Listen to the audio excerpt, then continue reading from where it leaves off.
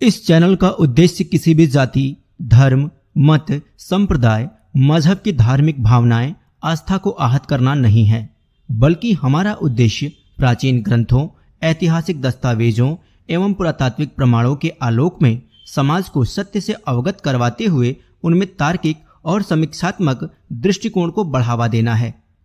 हमारा संविधान हमें संवैधानिक दायरे में रहते हुए समाज में जागरूकता लाने के उद्देश्य से हमें अभिव्यक्ति की स्वतंत्रता के माध्यम से अपना मत रखने का अधिकार प्रदान करता है।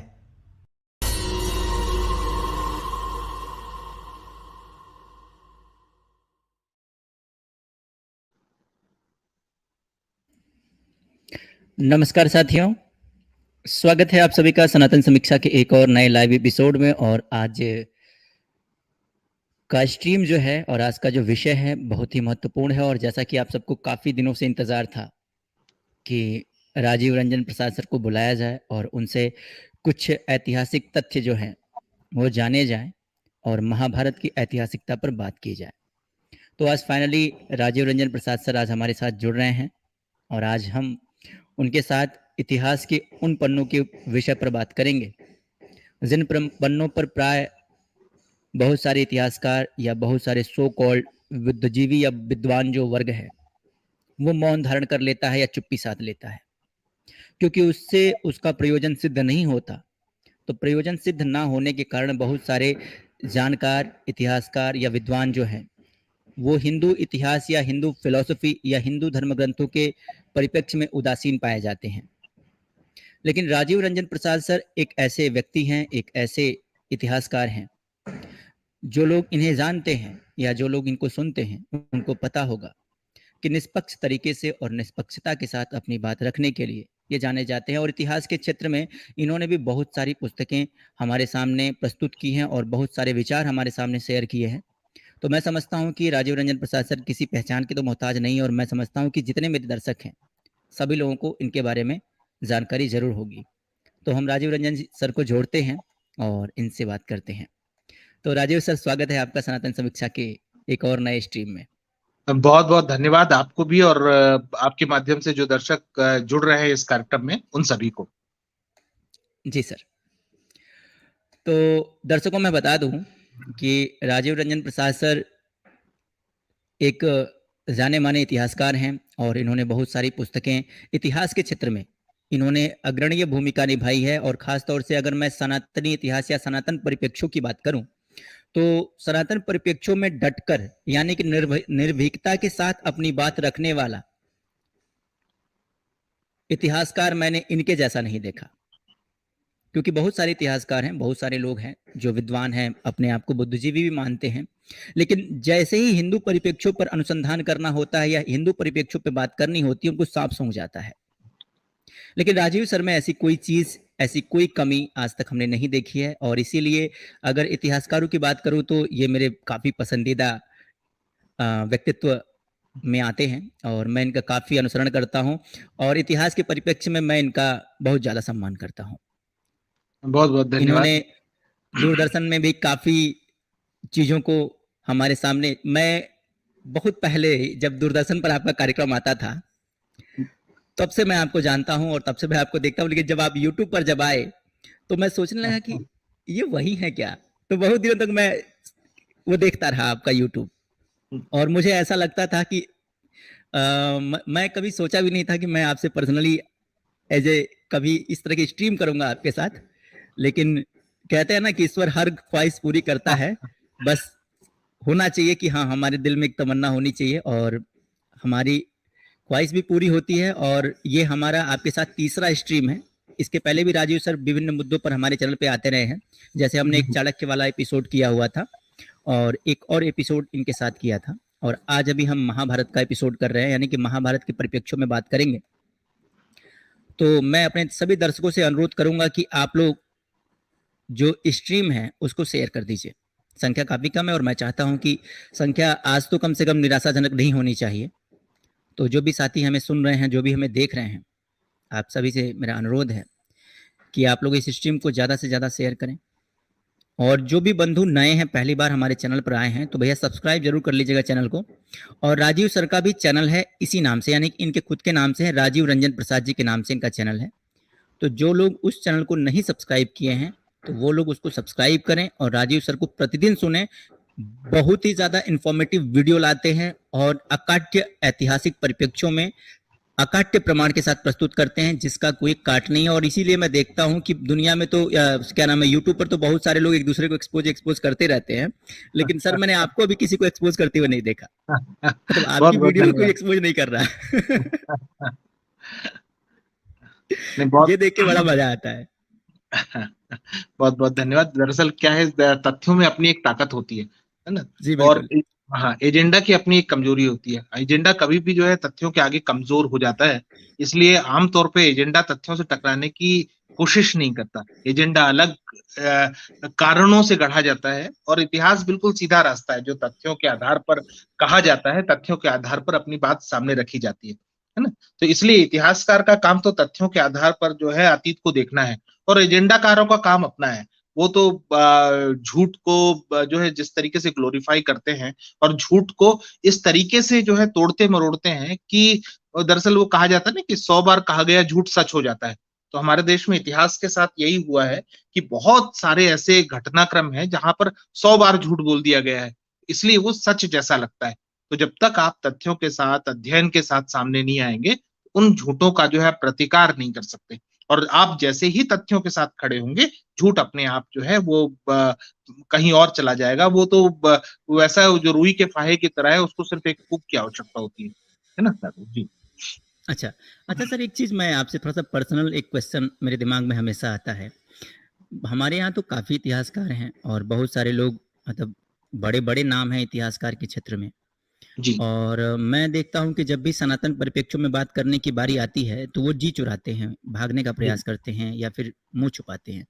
तो सर चाहते तो आप भी ऐसा कर सकते थे, लेकिन आपके अंदर ऐसा क्या रहा कि आपने सनातन मंतव्यों यानी इतिहास को सनातन दृष्टिकोण से देखना तो चाहा ही आपने, साथ ही साथ इतिहास के उन पन्नों को भी आपने पुनः हमारे सामने लाने का प्रयास किया, जिस पर प्राय ये बड़े बड़े जो इतिहासकार अपने आप को बनते हैं या मानते हैं, उन लोगों ने उन पन्नों को छोड़ दिया। तो ऐसा इसका कैसे? बिल्कुल बिल्कुल, इसका बड़ा साधारण सा कारण है। पहली चीज ये है कि हमारे देश में आजादी के तुरंत बाद शिक्षा के साथ बहुत खिलवाड़ किया गया। शिक्षा को बहुत गौड़ रखा गया और इन्होंने मतलब भारत आजादी के बाद अपने तरीके से गढ़ बढ़ रहा था, लेकिन हमारे देश के जो वामपंथी हैं, उन्होंने अलग एक दृष्टिकोण रखा। उनको ये पता था कि इस समय और इस परिप्रेक्ष्य में तो वो सत्ता में नहीं आ सकते, लेकिन वो कभी सत्ता में तभी आ सकते हैं जबकि वो इस देश के जो प्रमुख संस्थान हैं उस पर अपना कब्जा बनाए रख सकें, अपने आइडियोलॉजी का, अपनी विचारधारा का प्रचार प्रसार कर सकें। इसी कारण उन्होंने देश की मीडिया पर, देश के शिक्षा संस्थानों पर और देश का इतिहास बताने वाली सभी संस्थाओं पर, लिखने वाली सभी संस्थाओं पर अपनी बहुत गहरी पकड़ रखी, और ये बहुत लंबे समय तक चलता रहा। लेकिन समय के साथ वो कहते हैं कि हर एक जो है एजेंडा है उसकी एक उम्र होती है, और जब वो उम्र पूरी होती है तब पता चलता है कि जो है कितना कुछ जो है हमसे चुक गया है। तो यही इतिहास के साथ हुआ। दरअसल मैं बस्तर क्षेत्र पे काम कर रहा था और बस्तर क्षेत्र में एक पुस्तक लिख रहा था, आमचो बस्तर, और उसके कारण मुझे वाकाटकों के इतिहास के ऊपर गहरे काम करने की आवश्यकता महसूस हुई। और जब मैं लगातार काम कर रहा था उन पर, तो मुझे नल शासकों का इतिहास और उनका जो है उस दौर में जो संघर्ष है वाकाटकों के साथ में, उसका जो अभिज्ञान मिला। और फिर जब मैं जनजातीय क्षेत्र में अंदर काम करने लगा, तो मैंने देखा कि जिस पेड़ के नीचे जरा सी मिट्टी हटाओ तो वहां से एक प्रतिमा निकल के आ रही है। और जहां के इतिहास के बारे में हम बिल्कुल अनभिज्ञ हैं, वहां से इतना कुछ जानने को मिल रहा है, इतनी सारी कड़ियां आपस में जुड़ रही हैं। तब मुझे लगा कि अध्ययन तो लगभग लगभग नदारद है। और तब इतिहास की पुस्तकों को पन्ना पलटते हुए मैंने देखा कि भारत में ब्रिटिश इरा में तो जितने पुरातात्विक उत्खनन हुए वो तो हुए, लेकिन आजादी के बाद जितने भी उत्खनन हुए वो बिल्कुल, मैं कहूंगा कि उंगलियों पे गिने जाने योग्य हैं। कुछ जबरन हुए हैं, कुछ किसी खास खास घटनाक्रम के कारण हुए हैं। अन्यथा इतिहास शोध पर, पुरातात्विक अध्ययनों पर न तो सरकारों का ध्यान रहा, न उनको पर्याप्त पैसा दिया गया, न ही बहुत ज्यादा अन्वेषण अध्ययन इस क्षेत्र में हुआ है। इस कारण आपका इतिहास ठहरा रह गया। आपका इतिहास वही रह गया, वहीं तक रह गया, उतना ही रह गया जितना अंग्रेजों ने खोदा, और उसके बाद उसको अपने हिसाब से इंटरप्रिटेशन करके लिखा, और बाद में वामपंथियों ने उसको अपने एजेंडे के अनुसार स्वतंत्रता के पश्चात ढाल दिया। इसीलिए जब आप स्वतंत्र दिमाग से अध्ययन करने लगते हैं, तब आप पाते हैं कि आपको खड़े होकर एक नया रास्ता बनाना पड़ेगा। मैंने इसको नए रास्ते की तरह लिया, मैंने इसको चुनौती की तरह लिया। मुझे लगा कि झूठ का खंडन आवश्यक है। और फिर एकला चलो रे, बड़ा रविंद्रनाथ टैगोर ने बड़ी अच्छी कविता लिखी है कि यदि तो डाक शून्य कोई ना आशे तो भी एकला चलो रे। और अपना अकेला रास्ता पर्याप्त है। आप अध्ययन करते रहें, आप खोजते रहें, आप शोध करते रहें और अपनी बात सामने रखते रहें। और आप ये देखेंगे, आप ये पाएंगे कि उस दौर के जो ब्रिटिश इरा में भी बहुत से भारतीय इतिहासकार थे, जैसे आप काशी प्रसाद जायसवाल को ले लीजिए, ऐसे बहुत से इतिहासकार थे जिन्होंने भारतीय परिप्रेक्ष्य में इतिहास को सामने रखने की कोशिश की। लेकिन वामपंथी दौर में इन इतिहासकारों को लगभग परे धकेल दिया गया, और हमारे सामने बहुत सारे एजेंडाकार, चाहे वो रोमिला थापर हो, चाहे वो विपिन चंद्रा हो, चाहे वो इरफान हबीब हो, इन सभी ने अपने अपने तरीके से इतिहास को ऐसे रखा जैसे कि लाल झंडा उठाना ही इतिहास कहने का एकमात्र उद्देश्य रह गया है ना। इतिहास गल्प नहीं है, इतिहास कहानी नहीं है, इतिहास हथियार नहीं है किसी विचारधारा का। इतिहास इतिहास है जिसके माध्यम से जो वर्तमान है वो भविष्य की रूपरेखा तैयार करता है। और जिस वर्तमान को अपने इतिहास का बोध नहीं है, वो अपना भविष्य जो है बिगड़ा हुआ ही पाएगा। भारतीय लोगों के अंदर गौरव की कोई अनुभूति सिर्फ इसीलिए नहीं है क्योंकि उनकी एनसीईआरटी की पुस्तकें मुगलों के आगे नहीं जाती, या पीछे का जो इतिहास है, पीछे के इतिहास का जो गौरव है, वो सारा कुछ हमने खत्म कर दिया। यहां तक कि बुद्ध पूर्व के इतिहास को, जिसको कि हम महाकाव्य युगीन इतिहास आजकल कहने लगे हैं, बुद्ध पूर्व के इतिहास को इतिहास माना ही नहीं गया, है ना। हम सीधा प्रागैतिहासिक काल से जंप करते हैं, कूद जाते हैं और बुद्ध के युग तक पहुंच जाते हैं, और उसके बीच का जो कुछ भी है उसको अंधकार युग, उसको सन्नाटा, उसको जो है बिल्कुल ऐसे मान करके चलते हैं जैसे वो हमारे अतीत का, हमारे गौरव का हिस्सा ही नहीं है। इसीलिए मुझे ऐसा लगता है कि आज इतिहासकार को बिल्कुल निरपेक्ष होने की जरूरत है, जो चीज सामने दिखाई देता है, क्योंकि हमारे इतिहास का सब गौरव है, लेकिन उनकी क्रमिकता में, उनके कार्यों को, वो उन्होंने जैसे जैसे काम किया, उन सभी को, मैं आपको बड़ा खूबसूरत उदाहरण देता हूं भारशिवों का, है ना। आप इतिहास के भी, मैं जल्दी ही भारशिवों पे कार्यक्रम लेके आने वाला हूं, भारशिव नागों पर। तो जी भारशिवों के विषय में मैं कार्य, देखिए भारशिवों ने 10 अश्वमेध यज्ञ किए, है ना। और भारशिवों की जो ख्याति है वो कंधे पर शिव को ढोने के लिए है ना। उन्होंने पवित्र गंगा से अभिषेक की एक परिपाटी जो है स्थापित की, और कुषाणों को भारतीय धरती से बाहर किया। भारशिवों की उपलब्धियां अनंत है, लेकिन मैंने पिछले दिनों इतिहास के पाठ्यक्रम को खगालना शुरू किया कि मैंने कहा यार, उसी दौर में हम गुप्तों को पढ़ते हैं, उसी दौर में हम वाकाटकों को पढ़ते हैं, लेकिन उसी दौर के भारशिवों को हम क्यों नहीं पढ़ते? क्या इसलिए कि भारशिवों ने 10 अश्वमेध यज्ञ करवाए? आज जो दशाश्वमेध घाट है हमारा वाराणसी का, वो दशाश्वमेध है, अश्वमेध है। 10 अश्वमेध करवाने वाले भारशिवों के कारण वो दशाश्वमेध है ना। लेकिन जी दिक्कत, समस्या ये है कि हम अपने ही को, हमें ही गौरव देने वाले लोगों को तो पहचाना ही नहीं, और इसीलिए भारशिव आपके पाठ्य पुस्तकों में है ही नहीं, है ना। तो इसीलिए भारतीय इतिहास में जितना कुछ विलोपित हो गया है, मित्र, उसको बहुत अच्छी तरीके से बाहर लाने की आवश्यकता है। इसीलिए मैं जो इस वक्त काम कर रहा हूं, साक्षी है समय, मेरा एक उपन्यास है, और ये उपन्यास जो है, उपन्यास इकलौता उपन्यास नहीं है, ये 6 खंडों का उपन्यास है, जिसका कि पहला खंड प्रकाशित हो गया है और दूसरा खंड अभी प्रेस में जा रहा है। और ये उपन्यास मैंने इस तरीके से लिखा है कि इसका जो पहला 2 खंड है वो प्राचीन भारत का इतिहास है, बीच का जो 2 खंड है वो मध्यकालीन भारत का इतिहास है, और आखिरी 2 खंड है वो आधुनिक भारत का इतिहास होने वाला है। और इसमें मैंने अश्वत्थामा के माध्यम से पूरा भारतीय इतिहास देखा है। भाई, एक व्यक्ति ऐसा माना जाता है कि 5000 साल से जीवित है ना। तो जब हम जी उपन्यास लिखते हैं तो एक कैरेक्टर होता है, एक कैरेक्टर क्या करता है कि वो अपने समय की चीजों को बताता है। तो मैंने इस चीज को इमेजिन किया, मैंने अश्वत्थामा को अपने उपन्यास के माध्यम से जीवित किया, और अश्वत्थामा महाभारत नरेट करते करते मेरे उपन्यास में भारतीय इतिहास के जो है अलग अलग एरा में निकल जाते हैं।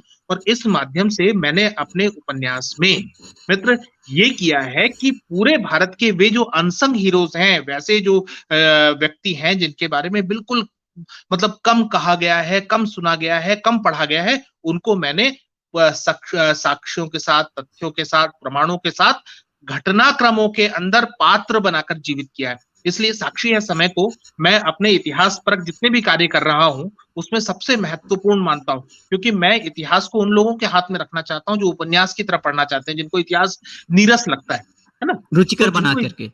हाँ, जिनको इतिहास नीरस लगता है उनके सामने मैंने उन पात्रों को जीवित कर दिया है कथानक के माध्यम से, और अब वो उन पात्रों के माध्यम से इतिहास को पढ़ेंगे तो हो सकता है उनको सजीव लगे, रोचक लगे। और मैं आपको बताना चाहता हूँ कि साक्षी है समय का जो मेरा पहला खंड है वो इतिहास के छात्रों में बहुत लोकप्रिय हुआ है। मेरे पास कई फोन आते हैं कि सर इसका जो पात्र है वो हमसे रिलेट करते हैं, या इसके पात्रों ने हमको इतिहास पढ़ने की नई दृष्टि दी है, या कई जो है इस तरीके के भी फोन आते हैं कि सर मेरी इतिहास में रुचि नहीं थी लेकिन अब मैं इतिहास को पढ़ना चाहता हूँ, या मैं इतिहास की कक्षाओं में एडमिशन लेना चाहता हूँ। तो मतलब एक बड़ा मुझे ऐसा लगता है कि एक किताब जो है कितना कुछ कर सकती है, वो जो है साक्षी है समय के साथ मैंने देखा है। जी, तो रुचि साक्षी तो है मेरी समय। भी बढ़ गई सर।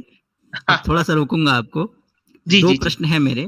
सबसे जी पहला बिल्कुल। प्रश्न तो मेरा ये रहा कि जैसा कि अभी आपने कहा कि जैसे ही आप जनजातीय परिप्रेक्ष्य में यानी कि जनजातीय इलाकों में जब आप गए अपने शोध के परिप्रेक्ष्य में, तो आपने कहा कि जैसा ही मैं कोई खुदाई करता था तो वहाँ पे उनकी संस्कृति, उनकी परंपराओं से जुड़ी मूर्तियाँ, उनकी आस्था, उनके प्रतीकों से जुड़ी चीज़ें सामने आ जाती थी। तो मैं जी थोड़ा-सा ये जानना चाहता हूँ सर कि हमारे यहाँ एक कन्वर्जन मिशनरीज़ जो होती हैं, वो तो ये हाँ कहती हैं कि जनजातियों का तो कोई लेना-देना नहीं है सनातन संस्कृति या हिंदू संस्कृति से। वो तो एक अलग संस्कृति, एक अलग परंपरा को मानने वाले लोग हैं। तो थोड़ा-सा मैं ये जानना चाहता हूँ कि आपने अपने शोध में, आपने अपने रिसर्च में क्या ये पाया कि जिन जनजातीय समूहों या जिन जनजातीय क्षेत्रों में आपने काम किया है, उन जनजातीय क्षेत्रों में उनकी संस्कृति, उनकी परंपरा क्या सनातन पद्धति या आज के वर्तमान हिंदू शब्द के जो परंपरा है या हिंदू संस्कृति जो है, उससे क्या वो मेल खाती हैं सर? देखो, कोई भी संस्कृति आइसोलेशन में पैदा नहीं होती। भारत के भीतर जितना कुछ हुआ वो एक दूसरे के साथ ही बढ़ा, एक दूसरे का हाथ पकड़ करके ही आगे बढ़ता रहा, है ना? जब हम मिशनरियों की बात करते हैं या भारत में आयातित उन संस्कृतियों या उन आक्रांताओं की बात करते हैं जो अपने अपने धर्म की साम्राज्यवादिता के कारण है, चाहे वो इस्लाम था, चाहे वो क्रिश्चियनिटी थी, उनके पास सबसे पहला तरीका ये था कि भारत को तोड़ दो भीतर से। और भारत को भीतर से तोड़ दो का यही सबसे अच्छा रास्ता दिखाई दिया कि उन्होंने फॉल्ट लाइन क्रिएट्स की। और ये फॉल्ट लाइन क्रिएट करने का ही सबसे बेहतर तरीका था कि जो अलग दिख रहे हैं वो अलग हैं, है ना? तो उन्होंने हमको अ, मतलब उन जगहों से तोड़ा कि आप अगर जंगल में रहते हो तो अलग, अगर आप शहरों में रहते हो तो अलग, अगर आप यह खाते हो तो अलग, अगर आप यह पीते हो तो अलग। लेकिन ऐसा हुआ कभी नहीं कि भारतीय संस्कृति आइसोलेशन में पैदा हुई। क्या अशोक ने अपने दौर में आटविकों को आदेश नहीं जारी किए थे कि आप अपने धर्म का पालन करते हुए भी हमारे धर्मों का सम्मान कीजिए? वे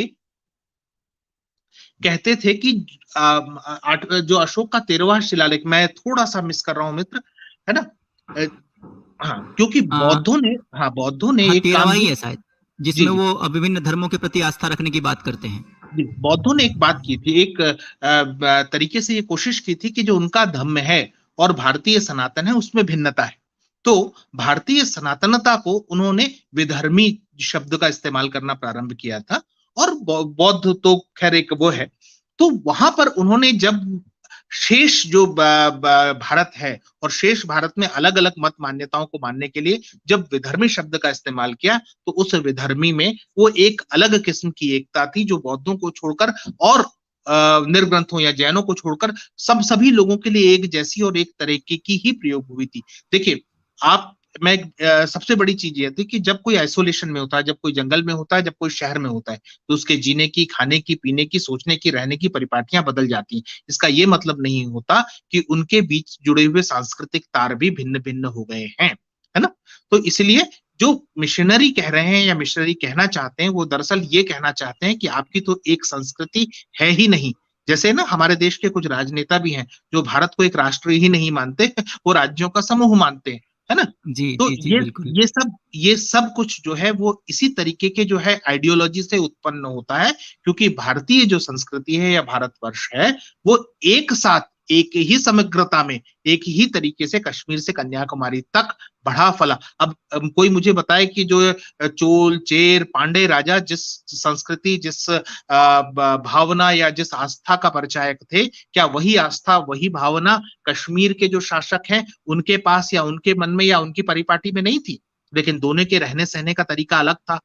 चूंकि इनके बीच में वे विभेद नहीं कर सके, उन्होंने चुना सबसे कमजोर कड़ियों को, जो ज्यादातर वनों के भीतर उपेक्षित या आइसोलेटेड रह गए थे विभिन्न कारणों से। और वे कारण जी, केवल सामाजिक नहीं ऐतिहासिक भी थे, है ना। तो ये बहुत बड़ी चर्चा है, कभी जनजातियों पे मैं अलग से आपके साथ बात करूंगा, है ना। जी। तो फिर हम लोग, एक क्योंकि आज प्रश्न और महा पूछना चाहता हूँ। जी जैसे जी कि अभी आपने कहा कि आप अभी एक उपन्यास लिख रहे हैं और उसमें आपने एक कैरेक्टर हैं और उनके कैरेक्टर को आपने खुद जिया है और उनके परिप्रेक्ष्यों में आपने भूत, वर्तमान और भविष्य की जो कहानी है उसको चरितार्थ करने का प्रयास किया है।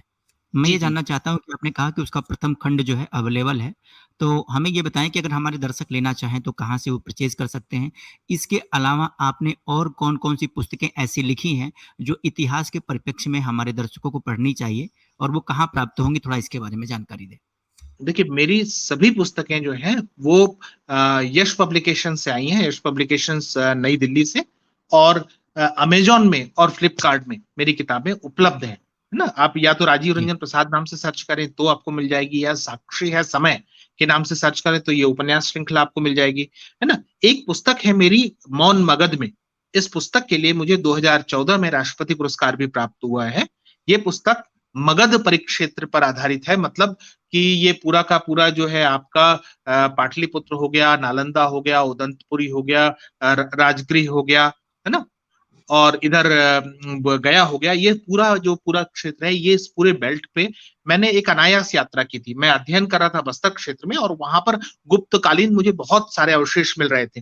तो मैंने एक सीरीज मैंने कोशिश की कि यार मैं जो है यहाँ से पाटलिपुत्र एक बार हो, मैं जो मगध का पूरा क्षेत्र एक बार हो आता हूँ, क्योंकि केंद्रीय शासक वो थे, और जो बस्तर का क्षेत्र है वो बहुत सुदूर है।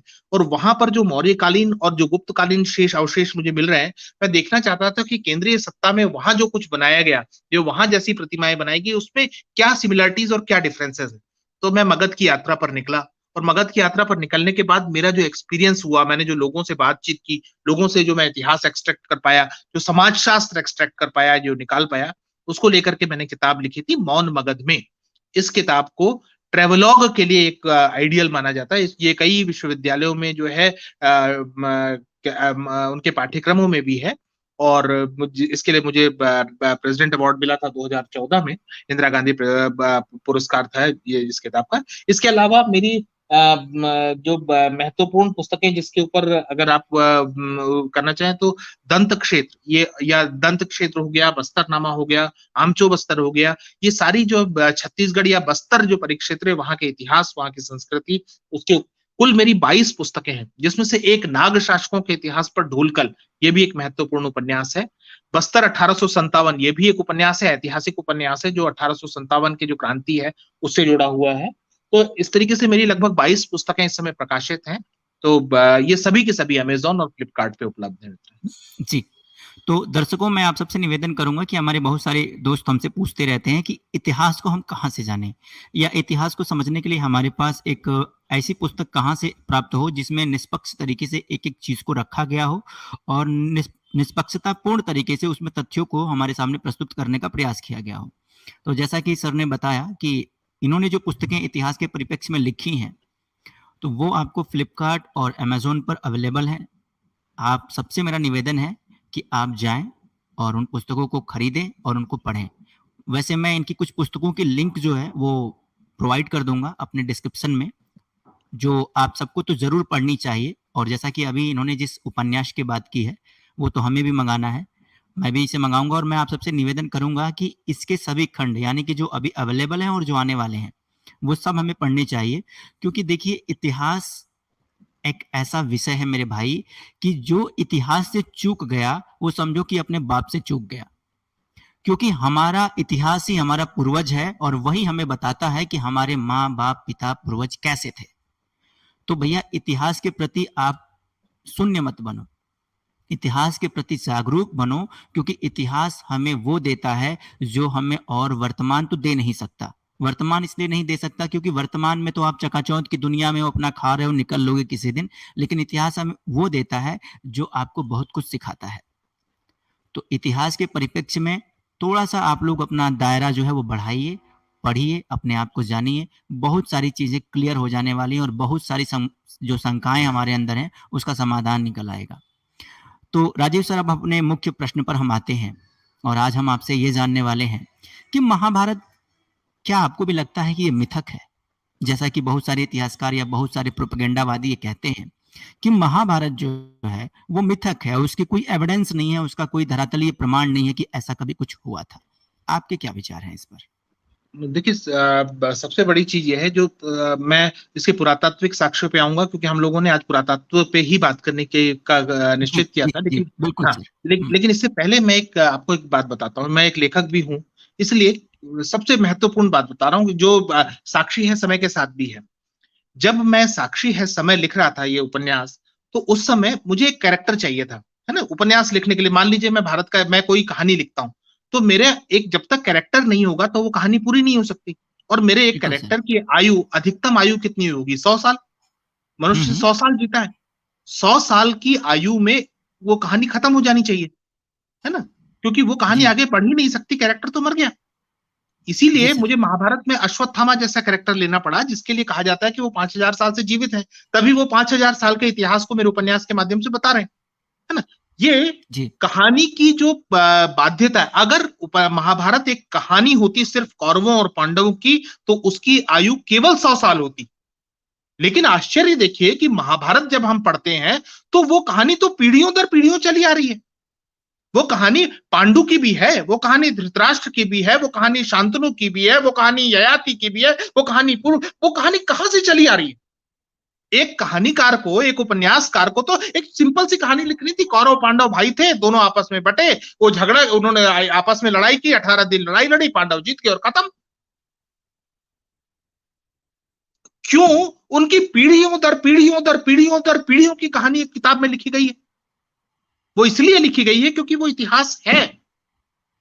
हमने हमेशा इतिहास लेखन को अंग्रेजों के दृष्टिकोण से या पाश्चात्य के दृष्टिकोण से देखा है, जहां हर कुछ का कौन सी तिथि, कौन सा लेख, कौन सा आलेख, कौन सी शिल्प, अरे हमारे यहां इतिहास जो है वो काव्यों के माध्यम से लिखे जाते रहे। और कविता कहने का अपना एक तरीका होता है कि आप ये देखें कि हर्ष भट्ट का जो हर्षकालीन जो इतिहास है, वो क्या उनके जो कवि है वाण, उनके माध्यम से नहीं लिखा गया? बहुत कुछ जानकारी गया, और उसमें भी बहुत सारी चीजें अतिशोक्तिपूर्ण हैं, जिनको अगर हम धरातल पर वेरीफाई करना चाहे तो नहीं कर सकते। बिल्कुल। क्या उनके कवि ने नहीं लिखा? क्या भारत में बहुत से पृथ्वीराज रासो, बिल्कुल सर, क्या चंद्रबरदाई ने, क्या वो बेहतरीन काव्य नहीं लिखा जिसके माध्यम से हम पृथ्वीराज को आज जान पा रहे हैं? तो महाभारत से इतनी वितृष्णा क्यों है? महाभारत से इतनी वितृष्णा सिर्फ इसीलिए है क्योंकि महाभारत को इतिहास मान लेने पर भारतीय इतिहास की जो परिपाटी है वो बहुत गौरवशाली हो जाती है। वो इतनी गौरवशाली हो जाती है कि फिर सभी प्रकार के एजेंडे ध्वस्त हो जाते हैं और रामायण और महाभारत जो हमारे बड़े महाकाव्य हैं, वो संपूर्ण जो अब तक की बनाई हुई श्रृंखलाएं हैं, जिसमें पाश्चात्य के लोग, जो उनकी क्रिश्चियनिटी है, जो उनकी उस दौर के जो इतिहास है, जो शुरू आज से 2022 साल पहले और उसके बाद से हुआ है, उन सभी के लिए एक बड़ी हड़कंप वाली स्थिति हो जाती है। क्योंकि वो महान थे। अंग्रेज भारत क्यों आए थे? अंग्रेज भारत सिर्फ इसीलिए आए थे क्योंकि वो हमको शिक्षित कर सकें, वो हमको जागरूक कर सके, वो हमको आगे बढ़ा सके। हम तो पिछड़े लोग थे। तो अगर हम पिछड़े लोग थे तो हम महाभारत के इरा से तो गुजर नहीं सकते थे ना।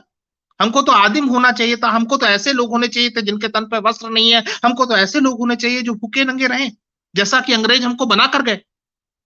लेकिन जब अंग्रेज आए उससे पहले तो भारत अपने आप में सोने की चिड़िया था, लेकिन वो सोने की चिड़िया मुगलों के से भी पहले था, वो सोने की चिड़िया गुप्तों से भी पहले था, वो सोने की चिड़िया मौर्यों से भी पहले था, वो सोने की चिड़िया तो तब से था जब ये राम की धरती रही, कृष्ण की धरती रही। लेकिन हमने बहुत आसानी से राम कृष्ण जैसे जो महापुरुष हैं भारत में, महापुरुषों को, जो असाधारण काम करने वालों को अवतार बना देने की जो परिपाटी रही है, ईश्वरत्व तो उनके भीतर देखने की जो परिपाटी रही है, उसी में गोल घोल करके हमारे जो महत्वपूर्ण ऐतिहासिक ग्रंथ है उनको परे कर दिया और इतिहास को अचानक उठा करके छठी सदी ईसा पूर्व और उसके बाद का रख दिया। उसके पहले क्या, तो एक घनघोर सन्नाटा। और इसी के कारण भारतीय जितने भी महाकाव्य हैं उनमें इतिहास तलाश करने की जो है कोशिश समाप्त हो गई। और वामपंथियों ने केवल हमारे संस्थाओं पे ही कब्जा नहीं किया था, उन्होंने हमारे उन रिसर्चर्स पे, शोधकर्ताओं पे भी कब्जा कर लिया था। और जो भी शोधकर्ता इनके ऊपर कार्य कर रहा था वो खारिज कर दिया जाता था। डर का ऐसा वातावरण, ऐसा माहौल हुआ करता था कि अगर किसी ने रामायण महाभारत पर या सनातन संस्कृति की जो परंपरा परिपाटी है उस पर ऐसे जो वीर पुरुष हैं या ऐसे जो विद्वान हुए हैं जिन्होंने भारतीय सनातन परिपाटी या परंपरा को आगे बढ़ाया है, उन पर अगर कोई कार्य कर रहा है, शोध कर रहा है, लेख कर रहा है, तो उनके शोध प्रपत्र तो आगे जाते ही नहीं थे। उनको तो कोई क्या कहना चाहिए, गाइड नहीं मिलता था, उनके कार्य आगे बढ़ाए ही नहीं जाते थे। आज भी जेएनयू जैसी संस्थाओं में हो क्या रहा है, जाकर के देखें, किसी शोधार्थी से पूछें। बहुत दुखद है कि भारतीय इतिहास पर शोध कराने वाले अपने अपने एजेंडाओं से के वशीभूत उन्होंने जो है हमारे ही इतिहास को मारने में बहुत बड़ी भूमिका अदा की है, गढ़ने में नहीं। इसलिए आज ऐसे इतिहासकारों की आवश्यकता है जो निरपेक्षता से अतीत को गढ़े और कम से कम जो है पाषाण काल से आरंभ कर छठी सदी ईसा पूर्व तक का जो अंधकार युग है उसको तो समाप्त कर दे। उस अंधकार युग के भीतर क्या क्या था, कैसा कैसा था, उसको तो बाहर निकालें। आज सनौली ने इनके मुंह पे कालिक नहीं पोत दिए? बिल्कुल कालिक पोत दी है सर, ना। आज सनौली ने इन्हीं इतिहासकारों के मुंह पे कालिक पोत दी, इनको बता दिया है कि जो आप आज तक आप कह रहे थे, जो आज तक आप गढ़ने की कोशिश कर रहे थे, वो झूठ है, मिथ्या है। चलिए इसी परिप्रेक्ष्य में हम चलते हैं महाभारत के जो है पुरातत्व, उसको थोड़ा समझने की कोशिश करते हैं, है ना? जी सर, जी जी। देखिए, महाभारत का पुरातत्व, यानी कि पुरातत्व के लिए हमको जमीन के भीतर तो घुसना पड़ेगा। और हाँ बिल्कुल, इस मामले में मैं सबसे प्रामाणिक जो अन्वेषण किया वो डॉक्टर बीबी लाल सर ने किया। उनको जो पद्म विभूषण मिला है अभी, मैं उसका बड़ा सम्मान करता हूं। मैं डॉक्टर बीबी लाल का बड़ा सम्मान करता हूं कि जिन्होंने निरपेक्षता से अपने शोध को हमारे सामने रखा, जिससे कड़ी मिलती है कि हम आगे जा सकते हैं, है ना? तो 1951-52 में महाभारत के जितने भी स्थल हैं आसपास, विशेष रूप से हस्तिनापुर, वहां पर एक अन्वेषण किया, एक खुदाई की गई और इस खुदाई को लीड किया था डॉक्टर बीबी लाल ने, है ना? तो वहां पर हस्तिनापुर में एक विशेष रूप से टीला था, उसको AST-1 नाम दिया गया था।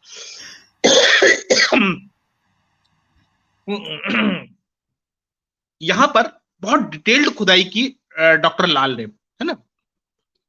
तो देखिए वहां पर क्या हुआ कि 5 अलग अलग समयों में बस्तियों के होने की हमको जानकारी मिलती है, 5 अलग अलग समयों में। तो हम लोग एक एक करके एक एक परत दर परत नीचे चलते हैं, जिससे कि हमको थोड़ा सा इसका अनुमान हो जाए कि जब हस्तिनापुर की खुदाई हुई तो क्या क्या, कब कब और कैसे कैसे मिला। ठीक है ना? तो हमको सबसे पहला कालखंड मिलता है जो चिकनी मिट्टी और बालू की कई क्रमिक परतों से निर्मित था, है ना? इसका एक विशेष लक्षण था ऐसे प्रकार के मृदभांड जिसकी संज्ञा पुरातत्व जो विद है उनके अनुसार गैरिक पात्र थी। गैरिक मतलब उसमें गेरुआ रंग, या अगर आप उसको छुएंगे तो गेरुआ रंग का जो दाग आपके उंगलियों पर या कपड़ों पर लग जाएगा जिससे आप उसको छुएंगे। ठीक है ना? तो ये जो पहला स्तर था, यहां से कुछ चीजें निकली, जैसे हारपून निकले, नुकीली तलवारें निकली, बर्छी की नोकें निकली, कुछ मानवीय आकृतियां भी आपको पहले स्तर से प्राप्त हुई। ठीक है? उसके बाद जब ये बस्ती विलोपित हुई तो उसकी आधी सहस्त्राब्दी के बाद दूसरी बार फिर से हस्तिनापुर आबाद हुआ। ये कालखंड था 1100 ईसा पूर्व से लेके 800 ईसा पूर्व तक का। ठीक है ना? इस समय क्या हुआ? इस समय एक विशेष प्रकार के मृदभांड, जैसे चित्रित भूरे मृदभांड मिले, जिसको पेंटेड ग्रेवियर कहा जाता है। ठीक है ना? ये बहुत ही मतलब उच्च कोटि के मृदभांड थे। इसमें जो इसके जो नक्काशी थी, इसमें जो कलाकारी थी, वो बहुत मतलब दर्शनीय थी। वहां पर हमको थालियां, कटोरे, पानी पीने के बर्तन, विशेष तरह कई तरह के आकार के जो है पात्र हमको यहाँ पर प्राप्त हुए। इसके अलावा यहाँ जो अवशेष मिले हैं उससे हमको पता चलता है कि हस्तिनापुर के जो तत्कालीन निवासी थे वो तांबे के औजारों का प्रयोग करते थे। ठीक है, यहाँ विशेष रूप से तांबे के तीर शीर्ष पाए गए हैं और बहुत से और भी औजार जो मतलब युद्ध करने के काम में आते थे वो मिले हैं। लोहा गलाने वाले स्लैग भी उस टाइम पे मिले हैं हमको। आभूषण निर्माण करने के साँचे मिले हैं, बहुत सारे मूल्यवान पत्थरों के मनके मिले हैं, एंटी मनी की छड़ें मिली हैं, हाथी दांत के कंगे मिले हैं, कांच की चूड़ियां मिली हैं, हड्डी के नुकीले औजार मिले हैं। ठीक है ना। तो इस तरीके के बहुत सारे जो आपको सामान यहाँ पर मिले। अच्छा, इस समय की एक और विशेषता थी जिसको कि हमको मतलब ध्यान रखना होगा। यहाँ पर ज्यादातर जो आम जनों के आवास हैं वो मिट्टी और कच्ची ईंटों के मिले, लेकिन वहीं पर एक भगवानपुरा के कुछ अवशेष हैं जो आपको बताते हैं कि वहां पर 13 या उससे भी अधिक कमरों के कई मकान थे और भट्टी में पकी ईंटों से उनको बनाया गया था। मजबूत रहे होंगे, समय के साथ जो है वो नष्ट हो गए। ठीक है, और ये जो दौर है, इस समय खेती और पशुपालन जो है विशेष रूप से जो है मुख्य आधार था इस दौर का। ठीक है, थोड़ा सा और हम लोग जो है क्या कहना चाहिए, इस समय की जब थोड़ा और विश्लेषण करते हैं तो यहाँ पर हमको एक महत्वपूर्ण चीज मिलने के लिए पता चलती है, और वो ये पता चलती है कि इस युग में एक विशेष खेल बहुत महत्वपूर्ण रहा, क्योंकि चौसर है ना, बहुत ज्यादा मात्रा में इस समय चौसर की गोटियां, ये हमें बहुत ज्यादा मात्रा में और विभिन्न विभिन्न विभिन्न तरह की चौसर की गोटियां मिली हैं। और एक विशेष तौर पे अस्थि से बनी हुई हड्डियां, अस्थि से बनी हुई या हड्डी से बनी हुई गोटियां भी हमको मिली हैं। थोड़ा ठहरते हैं, मैं पुरातात्विक साक्ष्य की तरफ तो जाऊंगा, थोड़ा ठहरते हैं और थोड़ा शकुनी की बात करते हैं। शकुनी किस प्रकार के पासों का इस्तेमाल करता था? क्या वो अस्थि से या हड्डियों से बने हुए पासे नहीं थे? है ना। चलिए, इस कहानी को अपने दिमाग में रखें। मैं थोड़ा सा स्तरों के नीचे उतर रहा हूं, फिर हम कालक्रम के हिसाब से उनको मिलाएंगे, है ना। जी सर, जी। ध्यान में रखिए। सर, क्या ये सही है कि शकुनी जो था वो जी, अपने पिताश्री के हड्डियों से बने हुए पासों का इस्तेमाल करता था? देखो, शकुनी एक बहुत जिद्दी किस्म का इंसान था। मैं जी। शकुनी के जो प्रतिशोध है उसको भी मैं गलत नहीं मानता, क्योंकि शकुनी ने जो कुछ किया हम्म। वो दुर्भावनावश नहीं, प्रतिशोधवश किया ना। जी। क्योंकि इससे पहले न शकुनी ये जानता रहा होगा कि हस्तिनापुर कहाँ है, न उसने कभी सोचा होगा कि हस्तिनापुर से गांधार जैसे छोटे, उस समय तो छोटा ही परिक्षेत्र रहा होगा, उससे हाँ, उनका कोई बिल्कुल। संबंध, उस समय उनका कोई संबंध बन सकता है। हस्तिनापुर भी जानता था कि धृतराष्ट्र चूंकि नेत्रहीन है और चूंकि सम्राट भी नहीं बनने वाले हैं, तो हम्म। उनको एक कुलवधु मिलना या उनको पत्नी मिलना बहुत मतलब आसान नहीं है, अच्छे कुल से या किसी राजवंश से, है ना। और ये हम्म। हस्तिनापुर के लिए, जो उस समय की केंद्रीय राजधानी की धुरी था, उसके लिए बहुत शर्मनाक बात हो जाती। तो भीष्म ने क्या किया कि छोर से, गांधार से जो है कन्या को, और वो क्या गए, वो प्रस्ताव लेकर के नहीं गए, सम्मानजनक प्रस्ताव लेकर के नहीं गए, सेना बाहर खड़ी है और वो अंदर ये कहने के लिए गए हैं राजा सुबल से कि आपकी पुत्री का विवाह धृतराष्ट्र से करवा दिया जाए, जो जन्मांध हैं और जो सम्राट भी नहीं बनने वाले, क्योंकि पांडु शासक बनने वाले थे। और ऐसी सब परिस्थितियों के बीच एक भाई जिसको अपनी बहन से बहुत प्रेम है, उसकी प्रतिक्रिया बहुत विचित्र होनी थी, उसकी प्रतिक्रिया बहुत आक्रामक होनी थी, लेकिन वो जानता था कि भीष्म से लड़ना गांधार के बस की बात नहीं, भीष्म से लड़ना सुबल के बस की बात नहीं, भीष्म से लड़ना शकुनी के बस की बात नहीं। तो उसने जो कुछ किया वो बहुत, देखिए, ये मानव स्वभाव भी है और ये उस समय की राजनीति को भी बहुत खूबसूरती से दर्शाता है। वो ये हमें बताता तो है कि कैसे हस्तिनापुर का संबंध गांधार के साथ रहा, साथ साथ वो हमें ये भी बताता है कि कैसे राजनीति जो है, दो दो धुरों की राजनीति किसी कैसे पारिवारिक संबंधों के कारण उलझी और महाभारत जैसा युद्ध हुआ। हाँ, जो उदाहरण हमको मिलते हैं, इस समय मेरे पास वो संदर्भ नहीं है क्योंकि मैं उस तैयारी के साथ नहीं बैठा, लेकिन संदर्भ, ये साक्ष्य यही मिलते हैं कि शकुनी जो है वो सुबल की हड्डियों को उसने नष्ट नहीं किया, उसको उन्हें विसर्जित नहीं किया, बल्कि उनको उससे पासे बनाए ताकि वो जो है वो क्या कहते हैं उसकी बात मान सकें। हाँ हाँ, मतलब देखिए, ये कहा जाता है कि वो पासे उनकी बात मानते थे। कई बार क्या होता है कि आप पासों को उस कोण से बनाते हैं, उस तरीके से तैयार करते हैं कि वो आपके हाथ की बात माने। आप उंगली के आपने कई बार वो जो छह को वो जो डब्बे जो लूडो खेलते हैं वो वाला पासा देखे बिल्कुल होंगे, बिल्कुल। है ना? हाँ हाँ बिल्कुल। जब वो थोड़ा सा खेलते खेलते जो आपके हाथ की कला के साथ में आ जाते हैं, तो आप उसको खास तरीके से फेंकते हैं तो वो छह आता है ना? तो बिल्कुल सर। देखिए, तो शकुनी ने क्या किया, कैसे किया, ये बहुत, मतलब हम उसको अगर एक व्यक्ति लेते हैं, एक इतिहास पुरुष लेते हैं, तो हमको बहुत सारी चमत्कारिकताओं से और अतिशयोक्तियों के बीच में से इतिहास को खींच के निकालना पड़ेगा और ये समझना पड़ेगा कि शकुनी एक शातिर व्यक्ति था, जो प्रतिशोध के कारण जो है हस्तिनापुर में आकर के जम गया, और जब तक उसका प्रतिशोध पूरा नहीं हुआ, उसने हस्तिनापुर छोड़ा नहीं, प्राण त्याग दिए, लेकिन हस्तिनापुर छोड़ा नहीं, पहली बात। और दूसरा, उसने उस खेल में महारत हासिल की जो वो जानता था कि केवल इसी माध्यम से वो पांडवों को पराजित कर सकता है, अन्यथा कौरव शस्त्र अस्त्र में या किसी भी माध्यम से वो पांडवों से जो है कमतर ही सिद्ध होने वाले हैं। तो वो अपने दृष्टिकोण से बहुत स्पष्ट था, इसलिए उसने उस खेल में, उस बात में महारत हासिल की, और इतनी महारत हासिल कर ली कि ताकि कोई उसको पराजित नहीं कर सके। और उसकी महारत की अतिशयोक्ति यह है कि पासे उसकी भाषा बोलते थे या उसके तरीके से चलते थे, है ना? तो हमको बहुत सारी चीजों को उस दृष्टिकोण से विवेचित करना पड़ेगा। लेकिन हम जब आते हैं है ना, अच्छा, अब हम आ रहे हैं इन चित्रित भूरे मृदभांड वालों का जो समय है, ये इस पे हमको इतनी सारी कुछ मिले जिनका संबंध हमको बहुत हद तक जो है महाभारत से मिलता हुआ पता चलता है कि ये जो कालखंड है वो इसकी जो साक्ष्य है या इसकी चीजें हैं वो वैसी ही है जैसे महाभारत के समयों में हुआ करती थी। लेकिन हुआ क्या कि ये जो समय है, इस सभ्यता का, ये जो चित्रित भूरे मृदभांड वाली सभ्यता है, इस सभ्यता का हस्तिनापुर में बहुत समय तक आवास रहा। महाभारत युद्ध समाप्त हो गया, उसके बाद भी यह चित्रित मृदभांड वाली सभ्यता वहां पर आवास करती रही और बहुत लंबे समय तक आवास करती रही। लेकिन इसका अंत कैसे हुआ? पुरातात्विक प्रमाण मिलते हैं कि गंगा की एक भीषण बाढ़ में एक बहुत बड़ी आबादी को विस्थापन के लिए बाध्य होना पड़ा, एक बहुत बड़ी शताब्दी यहां से विस्थापित कर गई। ठीक है ना? इसके बाद क्या हुआ? इसके बाद बहुत लंबे समय तक सन्नाटा छा जाता है, और फिर 6ठी सदी ईसा पूर्व से लेकर 12वीं सदी के मध्य 3 बार और हस्तिनापुर बना और उजड़ा। लेकिन हम अगर महाभारत की बात कर रहे हैं तो तीसरी, चौथी, पांचवी जो बसाहटें वो हमारे लिए अप्रासंगिक हो जाती हैं। हम पहली दो बसाहटों के बारे में सोचते हैं और थोड़ा सा टिक कर देखते हैं, जब गैरिक मृदभांड और चित्रित गैरिक मृदभांडों का युग था। ठीक है ना?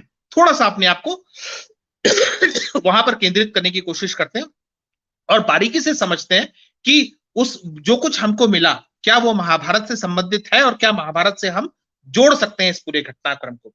तो डॉक्टर बीबीलाल ने उसको कैसे जोड़ा है? उन्होंने क्या किया कि केवल वही नहीं, माफ कीजिएगा,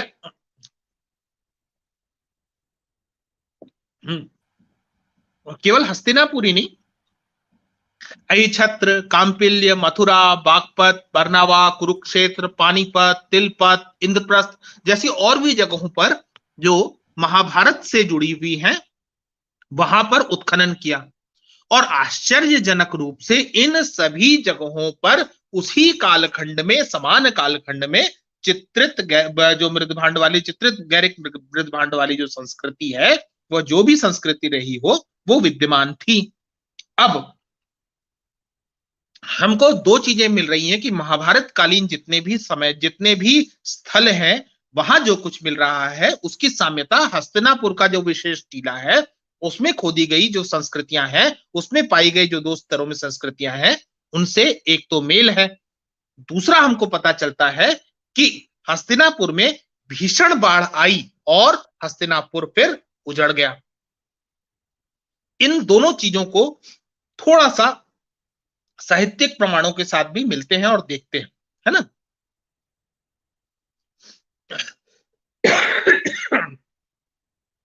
महाभारत में राजा निचक्षु के युग में हस्तिनापुर में बाढ़ आने का उल्लेख मिलता है। उसके बाद उन्होंने अपनी राजधानी का, हस्तिनापुर का त्याग कर कौशाम्बी को अपनी राजधानी बना लिया था। महाभारत में इस बात का फिर से अंडरलाइन कीजिएगा, है ना। हमने पुरातात्विक साक्ष्य में हमने एक खास निष्कर्ष ये ढूंढा कि हस्तिनापुर की जो संस्कृति है वो गंगा में बाढ़ आने के कारण वहां से विस्थापित हो गई और अन्यत्र चली गई। कहां चली गई? तो महाभारत बताता है कि हस्तिनापुर में भयानक बाढ़ आई और उसके बाद वहां से राजधानी का त्याग कर महाभारत जो पांडुवंशी राजा निचक्षु हैं उन्होंने कौशाम्बी को अपनी राजधानी बना लिया। अब अगर कौशाम्बी को अपनी राजधानी बना लिया तो जो महाभारत कालीन जो हस्तिनापुर में एंड है वो कौशाम्बी के शुरुआत में दिखाई देना चाहिए, क्योंकि वही संस्कृति जो यहां समाप्त हुई वो वहां जाकर के शुरू हुई होगी। तो जहां से हस्तिनापुर खत्म हुआ और कौशाम्बी शुरू हुई, उन दोनों के बीच में कोई समानता हमको मिलनी चाहिए, है ना। तभी आप इन पुरातात्विक साक्ष्यों को एक दूसरे के साथ कनेक्ट कर पाओगे। तो महाभारत जो बोल रहा है क्या जमीन पर भी वैसा ही कुछ हुआ है? तब पुरातत्ववेताओं ने, विशेष रूप से डॉक्टर बीबी लाल ने कौशाम्बी की भी खुदाई की। तब पता चला कि कौशाम्बी के शुरुआती दौर में जब वहां पर बसाहट शुरू हुई तो वहां पर चित्रित भूरे मृदभांड पाए जाते हैं और दोनों का कालखंड मतलब हस्तिनापुर के समाप्त होने का और कौशाम्बी के आरंभ होने का कालखंड एक है।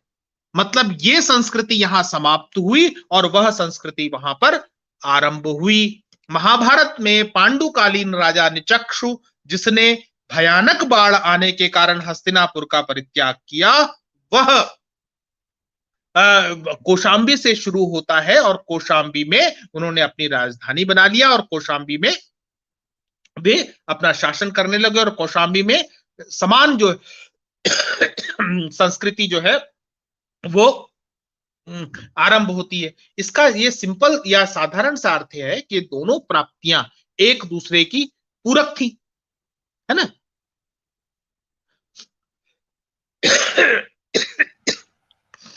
जी।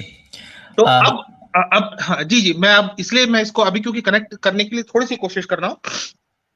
देखिए हमारे इतिहासकार जो है मैं थोड़ा सा इसलिए टोक रहा हूं क्योंकि ये कंटिन्यूटी है, शायद थोड़ा सा कट ना जाए, अपनी बात कंप्लीट कर लूंगा। नहीं कंप्लीट करिए सर। हाँ जी देखिए, हम भारतीय इतिहासकार जो भारतीय वामपंथी इतिहासकार है उनके लिए भारतीय इतिहास का आरंभ कब होता है? उनके लिए भारतीय इतिहास का आरंभ होता है 6ठी सदी ईसा पूर्व और उसके पश्चात का समय, ठीक है ना। अब हम कुछ चीजों को ध्यान से देखते हैं। कौशाम्बी के पांडुवंशी राजा उदयन भगवान बुद्ध के समकालीन थे, है ना। तो उदयन कहां पर थे, कहां शासन कर रहे थे? कौशाम्बी में शासन कर रहे थे। वो हस्तिनापुर में क्यों शासन नहीं कर रहे थे? वो हस्तिनापुर में शासन इसलिए नहीं कर रहे थे क्योंकि हस्तिनापुर से पांडुवंशी राजाओं ने अपनी राजधानी कौशाम्बी निचक्षु के समय में शिफ्ट कर ली थी, है ना। तो हमको महाभारत काल के राजा निचक्षु की जानकारी मिलती है, हमको संपूर्ण महाभारत की जानकारी मिलती है, हमको निचक्षु के बाद पांडुवंशी राजा उदयन की जानकारी मिलती है जो भगवान बुद्ध के दौर में उनके समकालीन हुआ करते थे। लेकिन महाभारत मिथक है, क्यों भाई? है ना। अब थोड़ा सा मतलब अगर एक साक्ष्य को, जो पुरातात्विक साक्ष्य, उसको हम साहित्यिक साक्ष्यों से नहीं मिलाते हैं तो थोड़ा सा जो है मामला गड़बड़ हो जाता है। तो हमको कुछ चीजों को बहुत मतलब पकड़ करके चलना चाहिए। जैसे कौशाम्बी के पांडुवंशी राजा उदयन, इसके अस्तित्व को बौद्ध साहित्य स्वीकार करता है। राजा उदयन ने ही भगवान बुद्ध को कौशाम्बी में आमंत्रित किया था और बुद्ध ने यह निमंत्रण स्वीकार भी किया था, ठीक है सर। ये तो उदयन वही है ना, अजातशत्रु का पुत्र? नहीं, ये हम बात कर रहे हैं पांडुवंशी राजा उदयन की। हम अच्छा, पांडुवंशी। हाँ मैं बात कर रहा हूं निचक्षु की पीढ़ी से, मतलब पांडवों की परीक्षित, राजा परीक्षित और उसके बाद की पीढ़ियों से निचक्षु अच्छा। से उदयन तक, है ना। जी जी जी, ठीक सर। तो ये जो उदयन है, इन्होंने भगवान बुद्ध को कौशाम्बी आमंत्रित किया था और बुद्ध ने वहां पर उनका निमंत्रण स्वीकार भी किया था। तो अब हिसाब किताब थोड़ा सा जोड़ते हैं।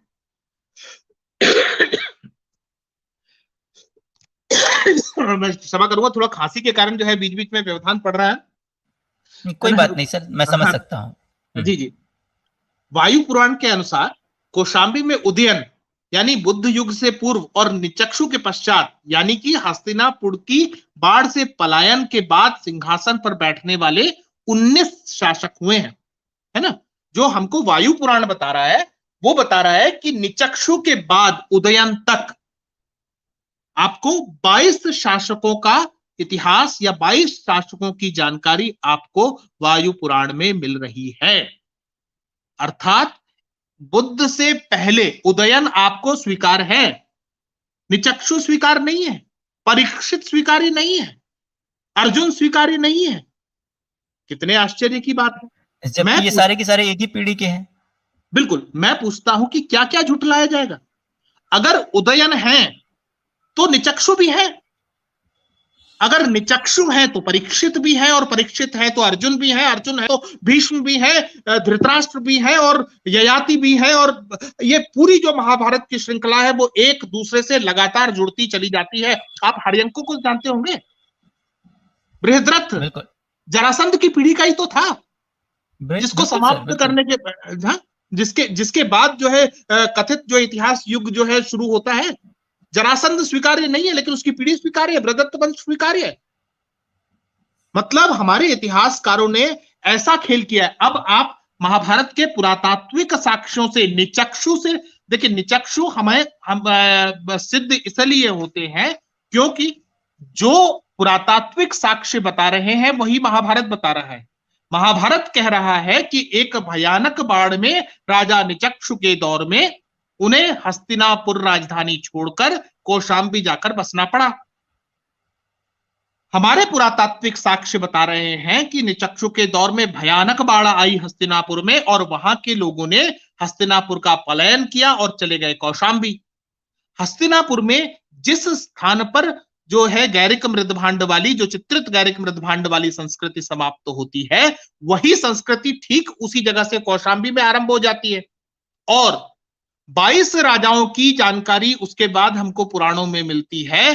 22 राजाओं के आप 50, 60, 70 कुछ भी एवरेज निकाल लीजिए औसत उम्र का, तो उससे एक लंबी श्रृंखला हमको मिल जाती है अलग अलग शासकों के 22 पीढ़ियों के शासन करने की, पांडुवंशीय। और उसके बाद हमारा आता है उदयन का समय। उदयन जो बुद्ध के समकालीन थे और बुद्ध को उन्होंने कौशाम्बी आमंत्रित भी किया। तो फिर गैप कहां है? तो फिर दिक्कत कहां है? तो फिर समस्या कहां है? अब मैं आपको बताता हूं समस्या कहां है। समस्या एक बड़े बहुत इंटरेस्टिंग और बहुत उद्धृत करने वाला वाक्य लिख रहा हूं, और ये किताब, ये डॉक्टर बीबी लाल की पुस्तक है महाभारत की ऐतिहासिकता। इसमें उन्होंने बहुत साहस के साथ लिखा इस वाक्य को। ये उसी किताब से मैं शब्द ब शब्द उद्धृत कर रहा हूं। वो लिखते हैं, बुद्ध या महावीर की ऐतिहासिकता को निश्चित तौर पर सिद्ध करने के लिए भी हमारे पास कोई समकालीन लेख नहीं है। ध्यान दीजिएगा, डॉक्टर बीबीलाल लिख रहे हैं कि बुद्ध या महावीर की ऐतिहासिकता को सिद्ध करने के लिए भी हमारे पास कोई समकालीन आलेख नहीं है। इस संबंध में कुछ लोग यह कहकर गुमराह करते हैं कि बुद्ध की ऐतिहासिकता सिद्ध करने के लिए समकालीन शिलालेख हैं। इस संबंध में वे लुम्बिनी के शिलालेख की ओर इशारा करते हैं, परंतु निश्चय ही यह कोई समकालीन शिलालेख नहीं है। यह 300 वर्षों के बाद अशोक द्वारा स्थापित किया गया था, जो उस जगह पर गया था। स्थानीय लोगों ने उसे बताया था कि यहीं पर बुद्ध का जन्मोत्सव हुआ था। यहां पर यह भी समझ लेना चाहिए कि अशोक को इस बात की सूचना देने वाले भी प्रत्यक्षदर्शी नहीं थे कि बुद्ध का जन्म यहीं पर हुआ था। उसके बाद भी हम भगवान बुद्ध को और उसकी ऐतिहासिकता को अगर मानते हैं, मानना ही चाहिए, तो हम महाभारत और उसकी ऐतिहासिकता को क्यों नहीं मानते? हमको क्यों समकालीन शिलालेख की ही तलाश है? और सर क्या इतिहास को सिर्फ शिलालेखों से जाना जा सकता है? जैसा कि आपने बिल्कुल मृदभांड की बात की, आपने सिक्कों की बात की, हम प्राचीन मृदभांड और भी बहुत सारी चीजें जो पुरातत्व के परिप्रेक्ष्य में हमको देखने जानने के लिए मिलती हैं, उन सारी चीजों को ये इग्नोर कर देते हैं और इतने मूर्ख होते हैं कि अपनी मूर्खता में ये कहते हैं कि जो अभिलेख मिला है वही प्रमाण माना जाएगा, उसके अलावा और बाकी सारी चीजें किसी सिविलाइजेशन या किसी संस्कृति की वो मान्य नहीं होंगी। तो ये तो मैं नहीं। समझता हूँ कि अगर हठधर्मिता और अगर दुराचार है। अगर अगर ऐसा है तो अशोक मान्य, लेकिन अशोक के पहले के लोग क्यों मान्य होंगे? फिर है तो ना? अशोक के पिताजी को भी नहीं मान्य करना चाहिए ना, उनके बिल्कुल दादाजी को भी नहीं मान्य करना चाहिए ना, क्योंकि अभिलेखों में उनका नाम कहीं नहीं है और ना ही उनके कोई बिल्कुल अभिलेख हैं। बिल्कुल वही मैं कहने की कोशिश कर रहा हूं कि हर जी, समय का शासक अपनी चीजों को अलग अलग तरीके से लिखवाता रहा। कोई कविता के माध्यम से लिखवाता रहा, कोई शिलालेख के माध्यम से लिखाता रहा, कोई पत्थर पे लिखता रहा, कोई तांबे पे लिखता रहा, कोई कहीं नहीं लिखा, किसी के सिक्कों पर है। हमको जो है इन सूत्रों को जोड़ करके उस युग की कहानी को साक्षात करना है। लेकिन समस्या क्या है कि हम लोगों ने जो अपनी, देखिए कई बार तो जो प्रमाण मिल रहे हैं, महाभारत के जो प्रमाण मिले हैं पुरातात्विक की भी, अभी जो मैंने आपको बताया, शायद इतने साक्ष्य तो बहुत सारे जो राजा महाराजाओं की, जिनकी इतिहास, जिनकी हम पाठ्य पुस्तकों में इतिहास पढ़ रहे हैं, उनके इतने साक्ष्य तो मिलते भी नहीं जितने साक्ष्य यहां उपलब्ध हैं। जैसे बृहद्रथ वंश जो जरासंध के बाद की पीढ़ी है, अगर उनके जो पुराणों में उल्लेख मिलते हैं जरासंध से बृहद्रथ तक के, अगर उसको जोड़ा जाए तो वो भी जो है हम गैरिक मृदभांड संस्कृति है वहां तक जो है, और उसके बाद तक, और उसके बहुत सारे जो समसाम्यताओं को दिखाता हुआ, दर्शाता हुआ प्रतीत होता है। अब हम द्वारिका को क्यों भूल जाते हैं? अगर आप पुरातात्विक साक्ष्यों की बात करते हैं तो द्वारिका कैसे भूली जा सकती है?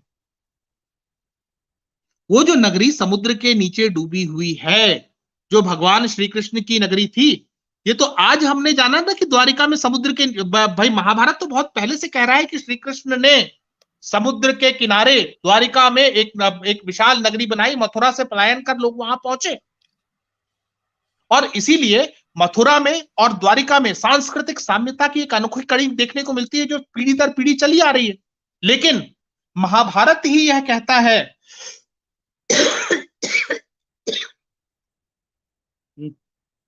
महाभारत ही यह कहता है, महाभारत का मौसल पर्व है। अगर आप महाभारत आप पढ़ेंगे तो मौसल पर्व में बड़ी बहुत ही रोचक कहानी है या रोचक वृतांत है कि जब लेटे हुए श्री कृष्ण के पैरों में व्याघ्र ने बांध वाण मार दिया था, तब क्या हुआ? उसके बाद गांधारी का एक अभिशाप था कि सब कुछ नष्ट हो जाएगा। और श्री कृष्ण ने स्वयं भी कहा था कि अब सब कुछ नष्ट हो जाने वाला है। क्या समुद्र का जल स्तर किसी प्राकृतिक घटना के कारण बढ़ा और एक बसी बसाई नगरी को उसने नष्ट कर दिया? महाभारत में ही वर्णन है, मैं कहीं और से वर्णन नहीं ले रहा। महाभारत में ही वर्णन है कि समुद्र उग्र हो गया है, जल स्तर बढ़ रहा है, नगरी जल समाधि ले सकती है। और इसकी प्रतीति उस समय क्योंकि यादवों में एक दूसरे के अस्तित्व को समाप्त कर देने का युद्ध चल रहा था और अर्जुन बीच बचाव के लिए गए हुए थे। अर्जुन वहां पर शांति का प्रयास करने के लिए उस समय द्वारिका में थे, जिस समय द्वारिका नगरी समुद्र में डूबने वाली थी। तो विवरण देखिए कितना खूबसूरत है कि जल स्तर बढ़ रहा है, नगरी जल समाधि ले सकती है, इसकी प्रतीति उस समय द्वारिका में आए अर्जुन समेत गृह युद्ध में उलझे हुए यादव योद्धाओं को भी थी। अर्जुन ने उस समय केवल द्वारिका में शांति का प्रयास ही नहीं किया, बल्कि वो जो प्राकृतिक आपदा थी उससे बचाने के लिए विस्थापन में भी जुटे थे। मौसल पर्व 7वां अध्याय श्लोक 1 से 18 पढ़िए, जिसमें जो उसका सार संक्षेप है मैं आपको बता रहा हूं कि अर्जुन उपस्थित सभासदों से समयोचित वचन बोलते हुए बोले कि मंत्रियों, मैं वृष्णि और अंधक वंश के लोगों को अपने साथ इंद्रप्रस्थ ले जा रहा हूं, क्योंकि समुद्र इतना विकराल हो गया है कि यह नगर अब कुछ ही पलों में डूब जाएगा। अतः तुम लोग तरह तरह के वाहन और अपने साथ जो कुछ भी धन रत्न ले जा सकते हो लेकर तैयार हो जाओ। आज से 7वें दिन, मतलब उन्होंने ये असेसमेंट कर दिया था कि लगभग 6-7 दिन लगेंगे, समुद्र जिस तरीके से आगे बढ़ रहा है डूब जाएगा। आज से 7वें दिन निर्मल सूर्योदय होते ही हम सब इस नगर से बाहर हो जाएंगे, इसलिए जल्दी प्रस्थान की तैयारी करो। और उसके बाद महाभारत को अगर आप आगे पढ़ते हैं तो पाते हैं कि ये लोग द्वारिका से निकलने ही जा रहे थे कि अचानक उन्होंने देखा कि समुद्र में ऊंची ऊंची लहरें उठने लगी और देखते ही देखते उसने उस भयंकर एक भयंकर लहरों ने द्वारिका नगरी को डुबो दिया। यह भय उत्पन्न करने वाला दृश्य देखकर द्वारिकावासी मनुष्य बड़ी तेजी से चलने लगे और उस समय उन सभी के मुख से यही निकल रहा था कि देव लीला बड़ी विचित्र है, क्योंकि एक देव ने इस नगर को बसाया और फिर एक देव लीला ने इस खूबसूरत नगरी को, जो उस समय भारतवर्ष की सबसे खूबसूरत नगरी हुआ करती थी, उसको नष्ट कर दिया। तो क्या ये सिर्फ एक कथाक्रम ही था, एक कहानी ही थी? क्या इसके कोई पुरातात्विक साक्ष्य उपलब्ध नहीं है? जैसे हस्तिनापुर से कौशाम्बी का हमको कनेक्शन प्राप्त होता है, वैसे ही द्वारिका नगरी की खोज जिस तरीके से हुई है, वो भी तो महाभारत से ही हमें कनेक्ट करती है, महाभारत के बारे में ही बताती है। भाई, समुद्र के भीतर झांकने के जो प्रयास हुए, सबसे पहले वायुसेना के पायलट जो है ऊपर उड़ रहे थे, तो एकदम उस समय समुद्र का जल शांत था, तो उन्होंने ऊपर से नीचे देखा, तो उनको समुद्र के भीतर किसी नगरी के होने की संभावना लगी, इतना स्पष्ट कि हवाई जहाज से ऊपर से उड़ते हुए शांत और निर्मल समुद्र के भीतर पायलटों को लगा कि नहीं, इसके नीचे कोई नगरी हो सकती है पुरानी। और चूंकि उन सभी के मन में भी महाभारत ही रहा होगा, इसलिए कुछ गोताखोरों ने नीचे जाकर के खोजने की कोशिश की कि नीचे क्या मिला। उसके बाद उनको वहां पर जो ऐतिहासिक प्रमाण प्राप्त हुए, तब नौसेना के सहयोग से, तब भारतीय पुरातत्व विभाग से संबंध प्रोफेसर थे, प्रोफेसर आर एस राव और उनके सहयोगी 1980 में समुद्र के भीतर उन्होंने खोज करना आरंभ किया और उनको 560 मीटर लंबी दीवार मिली। 2001 में फिर national institute of ocean technology Gujarat के समुद्री तटों में प्रदूषण के कारण होने वाले नुकसान का जायजा कर रही थी, और वहां पर भी उनको बहुत सारे नगरीय साक्ष्य मिले, जो कि एक उन्नत नगर के, किसी दौर में एक उन्नत नगर के होने के साक्ष्य थे, है ना। इसके अलावा भी 2005-2007 में भारतीय पुरातत्व सर्वेक्षण के निर्देशन में नौसेना के गोताखोरों ने समुद्र के भीतर द्वारिका नगरी के कई अवशेष चिन्हित किए। 40,000 वर्ग मील दायरे में उत्खनन किया गया और यह सत्यापित हुआ कि यहाँ पर विशाल समृद्ध नगर था। अनेकों मंदिरों के अवशेष हैं। अन्वेषणों में हमको बस्तियां मिली, दीवारें मिली, स्तंभ मिले, त्रिकोणीय और आयताकार संरचनाएं मिली, मिट्टी के बर्तन मिले, मिट्टी के पत्थर की मूर्तियां मिली, टेराकोटा की माला मिली, पीतल, तांबा, लोहे की वस्तुएं मिली, है ना। और ये भी समझ में आया कि ये जो सभ्यता है, इसका कोई संबंध सिंधु घाटी की सभ्यता से नहीं है। ये अपने आप में एक इंडिपेंडेंट, अपने आप में एक स्वतंत्र, अपने आप में एक स्वाधीन और अपने आप में एक खूबसूरत और महान सभ्यता रही है। ठीक है, अब यह एक विवाद का विषय हो सकता है कि समुद्र के भीतर डूबा हुआ जो नगर है, वो कृष्ण की द्वारिका है या कोई और द्वारिका थी, वो कृष्ण की यह वही सभ्यता है या कोई और की सभ्यता थी, क्योंकि ये प्रश्न बार बार जितने भी मार्क्सवादी इतिहासकार हैं उनके माध्यम से पूछे जाएंगे। लेकिन हमें प्रश्न करना चाहिए कि कोई भी आर्कियोलॉजिकल सर्वे शुरू होता है तो तुरंत समाप्त क्यों हो जाता है? महाभारत पर या महाभारत कालीन क्षेत्रों पर डॉक्टर बीबी लाल के बाद कोई और इतिहासकार सर्वे करने के लिए, सर्वेक्षण करने के लिए, अन्वेषण करने के लिए क्यों तैयार नहीं हुआ? द्वारिका पर जितना भी अन्वेषण हुआ वो टूटा फूटा ही हुआ, क्यों हुआ? अनायास या एक्सीडेंटल क्यों हुआ? क्यों हमारे यहाँ के जो इतिहासकार हैं उन्होंने जो है एक मतलब विधिवत रूप से अन्वेषण क्यों नहीं किया, विधिवत रूप से उसकी संपूर्ण जानकारी को बाहर लाने की कोशिश क्यों नहीं की, है ना। तो कड़ियां बहुत सी है, कड़ियां बहुत खूबसूरती से एक दूसरे के साथ जुड़ती हैं, केवल साहित्यिक ही नहीं, केवल अब जो कि अब अगर आप सनौली की तरफ पहुंचे, मैं मेरा समय ज्यादा तो नहीं हो गया अब? आपका कार्यक्रम लंबा तो नहीं हो गया मेरे? नहीं सर, कंटिन्यू करें सर। चलिए, मैं एक आखिरी बात कहकर के अपनी वाणी को विराम देता हूं कि हम बहुत सारे पुरातात्विक अन्वेषणों की बात कर रहे हैं, तो हम थोड़ा सा देखते हैं कि महाभारत के जो रथ हमको बताए गए हैं, महाभारत में जो हम रथों के बारे में पढ़ते हैं, और सिनौली का रथ, सिनौली में जो हमको रथ मिला उसकी, क्योंकि हम पुरातात्विक साक्ष्यों की बात कर रहे हैं, तो मैं ज्यादातर जो है अपना विषय पुरातत्व की तरफ ही रख रहा हूं, मैं उन्हीं पॉइंट्स को आपके सामने ला रहा हूं। अदरवाइज अन्यथा तो बहुत सारे भौगोलिक साक्ष्य और बहुत सारे साहित्यिक साक्ष्य महाभारत को प्रमाणित करने के लिए उपलब्ध है, हम लोग समय समय पर उनकी चर्चा करते रहेंगे। तो इस समय हम लोग बात करते हैं महाभारत के रथों की ज्ञात संरचना, और सनौली के रथ से उसकी तुलना करके देखते हैं।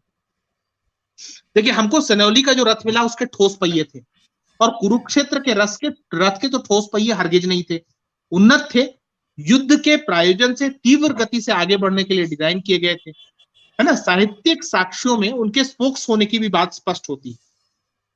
जब अर्जुन अपने पितामह पर वार करने जा रहे थे, तो वार नहीं कर रहे थे, मतलब युद्ध में जब अर्जुन पितामह पर हथियार नहीं चला रहे थे या पूरे मन से उन पर आक्रमण नहीं कर रहे थे, तो गुस्से में श्री कृष्ण ने रथ का पहिया उठाया था, है ना। और वो जिस तरीके से रथ का पहिया उठाया था, वो ठोस पहिया नहीं उठाया जा सकता था जब तक कि उसमें स्पोक्स नहीं हो, है ना। इसके अलावा हम देखते हैं कि अभिमन्यु को जब मारा गया, जब चारों ओर से महारथियों ने घेर लिया था, तब भी उन्होंने रथ के मध्य से कोई ऐसा भाग पकड़ा था जिसको कि पकड़ करके वो रथ को ही हथियार की तरह, रथ के पहिए को ही हथियार की तरह इस्तेमाल कर रहे थे। या कर्ण का जब रथ फंस गया था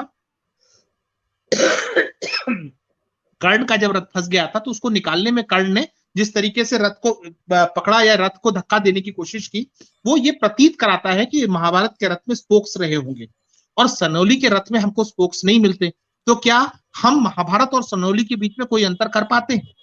तो इसमें थोड़ा सा हम जो है कोशिश करते हैं और पकड़ने की कोशिश करते हैं कि समानता को थोड़ा। तो महाभारत में वर्णित रथों में उपजती मेरी कुछ शंकाएं थी, जिसको कि मैंने थोड़ा सा और बारीकी से कोशिश किया। तो महाभारत के द्रोण पर्व में संसप्तक पर्व के अंतर्गत 23वें अध्याय में रथों का बड़ा खूबसूरत वर्णन है। उसमें हर योद्धा के लिए अलग छत्र का रंग, झंडे का रंग, अंकित होने वाले प्रतीक चिन्ह साफ साफ दिखाई दिए हैं, ठीक है। तो अब आप सनौली के रथ में योद्धा का छत्र और ध्वज लगाने वाला स्तंभ देखिए, और महाभारत में वर्णित जो जिस प्रकार का रथ है उसमें छत्र लगाने वाला स्तंभ देखिए, और दोनों में बड़ी खूबसूरत जो है समानता दिखाई पड़ती है।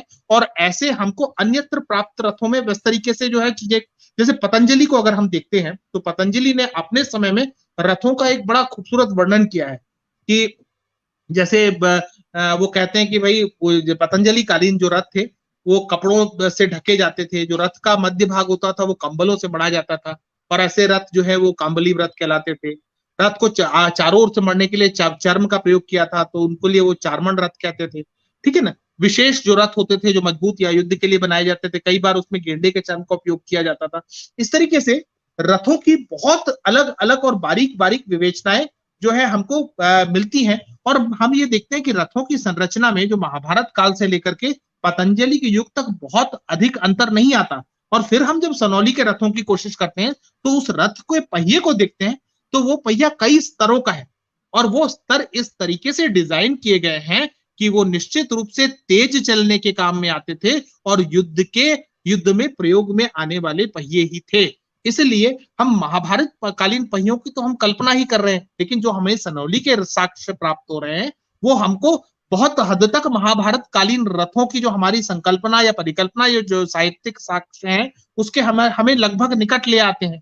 तो मेरा ये कहना नहीं है कि सनौली के जो रथ वो हमें ठीक ठीक महाभारत काल को उद्धृत करके हमारे सामने ले आ रहे हैं। मेरा ये कहना है कि हमारे पास बहुत सारे पुरातात्विक साक्ष्य उपलब्ध हैं, और हमारे पास बहुत सारे साहित्यिक साक्ष्य उपलब्ध हैं।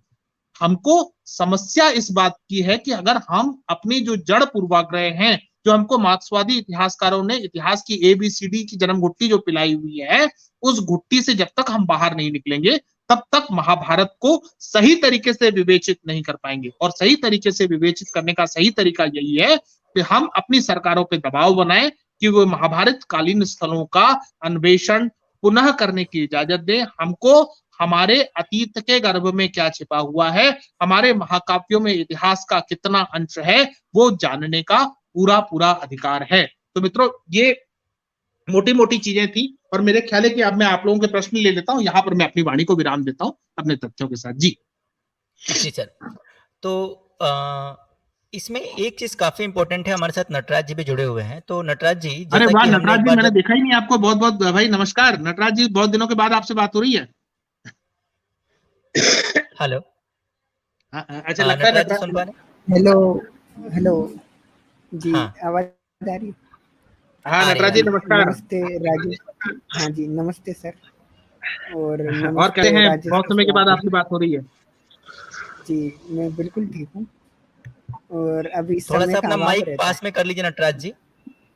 नहीं, पास में ये माइक सर थोड़ा सा तेज बोलिए, नेटवर्क आवाज कम काफी है। स्लो आ रही है। हाँ, मैं हेलो, आपसे ये अब कह आ रहा रही था, सही? हाँ ठीक जी, है, कि एक बार जब हम सिनौली वाली टॉपिक पे जब हम काम कर रहे थे, तो एक रथ जो एक ब्रिटिश स्कॉलर थे और उन्होंने जो वैदिक रथों की जो डिजाइन तैयार की थी, वो डिजाइन जो आपने हमें शेयर की थी, पिगोट, हाँ, हाँ पिगोट, जरा हप्ती गोट वाली, जरा वो अगर हाँ। पॉसिबल हो तो भेजिए, थोड़ा सा मैं राजीव सर से उसको नहीं, समझना चाहता हूँ। अभी तो है नहीं है वो, क्योंकि वो हमने अच्छा ब्लॉग पर भी नहीं डाला था। अच्छा, कोई नहीं, कोई बात नहीं। तो मेरा ख्याल है नटराज जी रथों पे ना बहुत, क्योंकि मैंने रथों को अभी बस एक एग्जाम्पल की तरह लिया है, रथों पे बहुत विस्तार से चर्चा हो सकती है, क्योंकि ऋग्वैदिक कालीन रथ है ना, और जो सनौली के रथ, जो महाभारत में वर्णित रथ है, जो पतंजलि कालीन रथ है ना, हर एक रथ को अगर हम लोग अलग अलग तरीके से ड्राफ्ट करें तो हमको जो समय के साथ में जो उसमें होने वाले परिवर्तन हैं वो देखने के लिए मिलेंगे, उनमें कुछ समानताएं, कुछ अंतर हमको पता चलते रहेंगे। इसको ये इवोल्यूशन की प्रक्रिया है ना। लेकिन रथों पे हम लोग विस्तार से बात कर सकते हैं, और बहुत अच्छा विषय हो सकता है किसी समय पर, महाभारत कालीन या मतलब समय के साथ जो वैदिक कालीन, वैदिक, हाँ नहीं, वैदिक काल से आरंभ करके हम जो है पतंजलि के युग तक चलते हैं, जितने भी हमको अलग अलग विवरण मिलते हैं उस पे हम लोग एक बार अच्छे से बात कर सकते हैं। तो मुझे लगता है कि बहुत सारी चीजें और भी जो है ऐतिहासिक तथ्य हैं वो बाहर निकल करके आएंगे। जी अच्छा, एक चीज और है सर कि स्पिट्जर मैन्युस्क्रिप्ट जो मैन्युस्क्रिप्ट है उसको आप कितना प्रेफर देते हैं इतिहास के क्षेत्र में? क्योंकि उसमें मैंने देखा है कि अभी हमने वो मैन्युस्क्रिप्ट जो है हम लोगों ने मंगाई है, जी वो अवेलेबल है, तो उसमें बहुत सारी चीजें हमें रामायण के परिप्रेक्ष्य में और महाभारत के परिप्रेक्ष्य में बहुत सारे जो श्लोक हैं, जो बहुत सारे उद्धरण हैं, हाँ वो तो जैसे कि तैसे हमें प्राप्त हो जाते हैं। और स्पिट्जर मैन्युस्क्रिप्ट जो काफी अपने आप में खुद ही एक प्राचीन पांडुलिपियों का संग्रह है, तो बहुत सारी चीजें तो वैसे ही वो सबके सामने ला के रख देता है। जो लोग अभिलेख अभिलेख चिल्लाते हैं, या जो पांडुलिपि चिल्लाते हैं, या प्राचीन लेख चिल्लाते हैं, तो उनके सामने तो काफी चीजें हैं जो हम प्रस्तुत कर सकते हैं। बिल्कुल नहीं, मेरा मेरा ये कहना है कि देखिए हम अभी मतलब बिल्कुल उसी एजेंडे के वशीभूत ना हो जाए कि अभिलेख नहीं तो साक्ष्य नहीं। जैसे कि बहुत खूबसूरत इसी तर्क का बहुत सुंदर जवाब जो है डॉक्टर बीबी लाल ने दिया, जिसका उदाहरण मैंने शब्दशः आपको पढ़ के भी सुनाया था जी जी, कि बिल्कुल बताया सर कि हाँ कि समकालीन तो बुद्ध और महावीर का भी कुछ नहीं मिलता। बिल्कुल बिल्कुल, तो समकालीन तो कुछ नहीं मिलता ना। 300 साल के बाद अशोक ने जाकर के उन स्थलों की पहचान की और वहां पर शिलालेख लगाए या वहां पर लेख लिखे, तो इसका ये अर्थ नहीं हो जाता, क्योंकि 300 साल में तो उस समय का कोई भी प्रत्यक्षदर्शी जीवित नहीं था, 3 पीढ़ियां निकल चुकी थी, है ना। तो कोई भी प्रत्यक्ष अशोक का कोई भी कार्य समकालीन नहीं कहा जा सकता, बल्कि अपने समय का कार्य कहा जा सकता है ना। तो और उस पर भी सर, जी जो हमारे जो लुम्बिनी वाले जो इंस्क्रिप्शन खोजने वाले जो महान इतिहासकार थे फ्यूरर जी, जी तो फ्यूरर जी के ऊपर तो उस अभिलेख को लेकर के और उस साइट्स को लेकर के काफी आरोप भी लगते रहे हैं कि इन्होंने इस साइट में घपला किया है, अभिलेख में घपला किया है। देखो देखिए, मैं हमेशा यही बात कहने की कोशिश करता हूँ कि भारतीय इतिहास के साथ बहुत घपले हुए, और उन जी घपलों पर ही जो है ना आप एक पूरा कार्यक्रम कर सकते हो। एक बड़ी अच्छी क्योंकि किताब है। जब फ्यूरर जी से जब पूछा गया कि जी प्रभु, ये जो जानवर का दांत उठा करके आप बुद्ध का दांत बता रहे हैं, इसके पीछे का क्या लॉजिक है, और हमने अभिलेखों को भी पाया, हमने और नटराज जी ने वो अभिलेख जो है सर, आप भी एक बार कभी ध्यान दीजिएगा जी कि जी उस अभिलेख की संरचना और पूर्ववर्ती सम्राट अशोक के अभिलेखों का जो लेखन है, या जो वाक्य विन्यास या फिर अक्षर विन्यास है, जो दूरियां हैं, जो लिखने की जो कला है, पता नहीं क्यों सर मुझे ऐसा लगता है कि वो अभिलेख भी फ्यूरर भाई साहब ने लिख दिया था। क्यों लिख दिया था? क्योंकि वो फर्जी और जाली अभिलेख बनाने के लिए सुप्रसिद्ध थे, और इसी कारण से उन्होंने उस समय की जो तत्कालीन कमेटी बैठी थी उसमें वो कोई जवाब नहीं दे पाए संतुष्टिजनक, तो उनको अपने पद से इस्तीफा देना पड़ा था, और उसके बाद से वो कुछ दिन के लिए बौद्ध बन गए, और फिर वहां भी दाल नहीं गली तो फिर कैथोलिक बन के भाग लिए। हाँ, तो देखिए ये सभी घटनाक्रम जो है वो बताते हैं कि कैसे इतिहास के साथ छल। एक बड़ी अच्छी किताब है, जाने माने इतिहासकार और उनके छल, अरुण शौरी जी की किताब है। ये मैं, जो आप लोग हैं और जितने लोग भी अभी सुन रहे हैं हमें, तो उन सभी को पढ़ने का विशेष रूप से सलाह देता हूँ। अरुण शौरी की ये किताब बताती है कि जाने माने इतिहासकारों ने, और ये किताब जो है उन इतिहासकारों को विशेष रूप से बताती है जो जिन्होंने आधुनिक समय में भारतीय इतिहास को हम सभी के सामने रखा हुआ है, सभी बड़े इतिहासकार, उनको और उनके छलों को, कि वास्तविकता क्या थी और उन्होंने हमारे साथ छल कैसे किया, और हमारे पाठ्य पुस्तकों तक कैसी सामग्री पहुंची और कैसे मोल्ड की गई, इन सब का बड़ा खूबसूरत जो है प्रस्तुतिकरण किया है। अरुण शौरी की किताब है जाने माने इतिहासकार और उनके छल। इसको आप लोग अवश्य पढ़िए, ये मैं रिकमेंड करता हूँ इस किताब को। ये हमारी बहुत हद तक आंखें खोलती हैं और ये बताती हैं कि कैसे जो है मतलब चीजें जो है बदली गई हैं समय के साथ में, और किस तरीके से जो है एजेंडा सत्य को तबाह कर देता है। जी। तो दर्शकों, और अगर कुशवा राजीव जी, सर से आपका कोई प्रश्न है तो आप भी रख सकते हैं। कुशवा बाकी जी, नटराज जी, अगर आप कुछ जानकारी देना चाहें या रखना चाहें तो रखें। उसके अलावा हमने अशोक के नाम से ब्रिटिश काल में लिखे 10 से 12 इंस्क्रिप्शन दिखाए थे हमने। बिल्कुल जी। हाँ। और अच्छा। एक और चीज है कि जो महाभारत का कालक्रम जो बीबी लाल जी ने पुरातत्व आधार पर निकाला है 1000 से 800 BC, अब सिनोली के बाद उन्होंने भी उस कालक्रम को बढ़ा दिया है। उन्होंने कहा है कि 2000 या 1500 BC तक हो सकता है महाभारत। वो पुरानी थ्योरी आउट ऑफ डेटेड हो चुकी है। और इसके अलावा BR मनी और विनय कुमार आदि जो आर्कियोलॉजिस्ट हैं वो महाभारत को PGW की जगह OCP तक ले जा रहे हैं, जो कि 4000 से 2000 ईसा पूर्व है। और उसमें अस्त्र शस्त्रों का अधिक मात्रा में प्राप्ति हो रही है OCP की तरफ जब बढ़ते हैं। जैसे अभी मैनपुरी से प्राप्त हुआ है तो वो OCP या कॉपर होर्ड कल्चर है। सिनोली भी एक कॉपर होर्ड और OCP कल्चर है। और भी जितनी महाभारत वाली साइट है उनमें PGW से नीचे जाने पर या उसके दूसरे एरिया में ऐसा होता है ना कि एक जगह एक ही नगर में एक जगह सब जो बसावट है वो जल्दी बच जाती है, एक जगह लेट में। जैसे दिल्ली देख लें तो पुरानी दिल्ली काफी पहले बस चुकी थी, नई दिल्ली बाद में, उसके बाद फिर नई दिल्ली कुछ एरिया और बाद में। तो पीजी उसी तरह मथुरा में भी PGW अगर एक जगह से मिल रहा है तो दूसरी जगह से OCP भी मिल रहा है। और दिल्ली में भी हो सकता है, हस्तिनापुर की तरफ भी हो सकता है कि OCP मिले। तो 4000 से 2000 ईसा पूर्व तक इसका कालक्रम माना गया है। तो जो 3000 ईसा पूर्व पुलकेशिन द्वितीय के अभिलेख पर डेट है और जो हमारे ट्रेडिशन से आती है, हमारे ग्रंथों में उल्लेख मिलता है, वो सही हो सकती है या सही निकल सकती है आर्कियोलॉजिकल बेस पर। और इनमें जो हथियारों की मात्राएं मिल रही हैं सबसे ज्यादा, जितनी OCP साइट है वहां तलवार, तीर, भाले, कांटेदार तलवारें, ढालें, रथ, ये सब मिल रहे हैं। तो जो महाभारत की संस्कृति वो युद्ध वाली संस्कृति थी। हथियारों का इतनी अधिकतर गाथाएं मिली हथियारों के बारे में। तो ये सब मिलना एक तरह से समानता दर्शाता है कि जैसा माहौल महाभारत में मिलता है वैसा ही पुरातात्विक रूप से उस कालक्रम में मिलता है।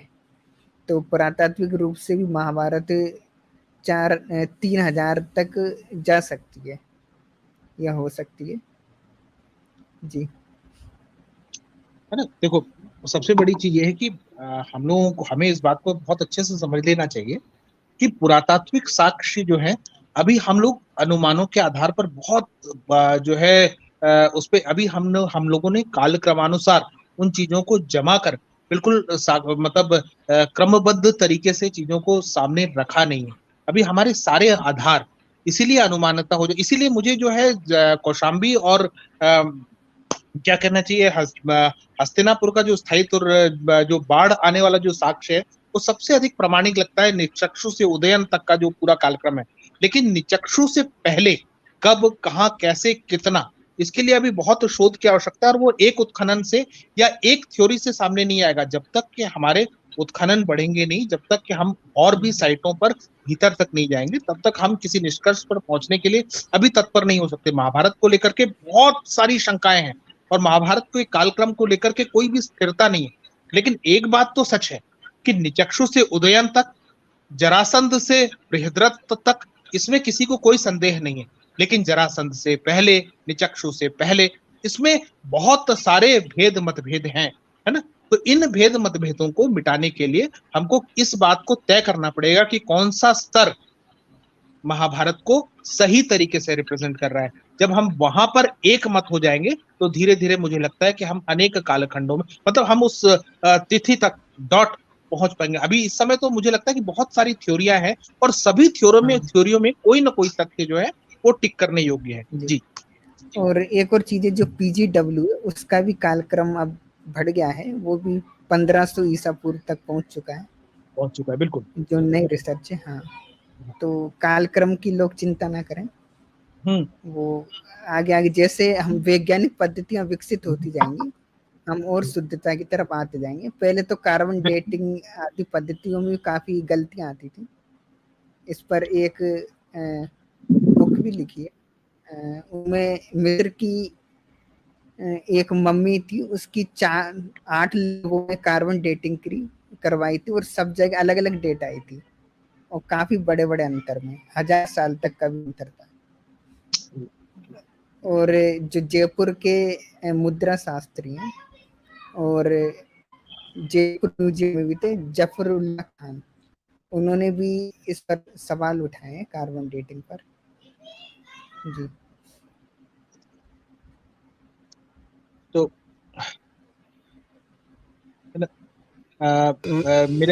मेरे ख्याल है कि जी आपका कोई क्वेश्चन हो तो आप कर सकती हैं राजीव रंजन सर।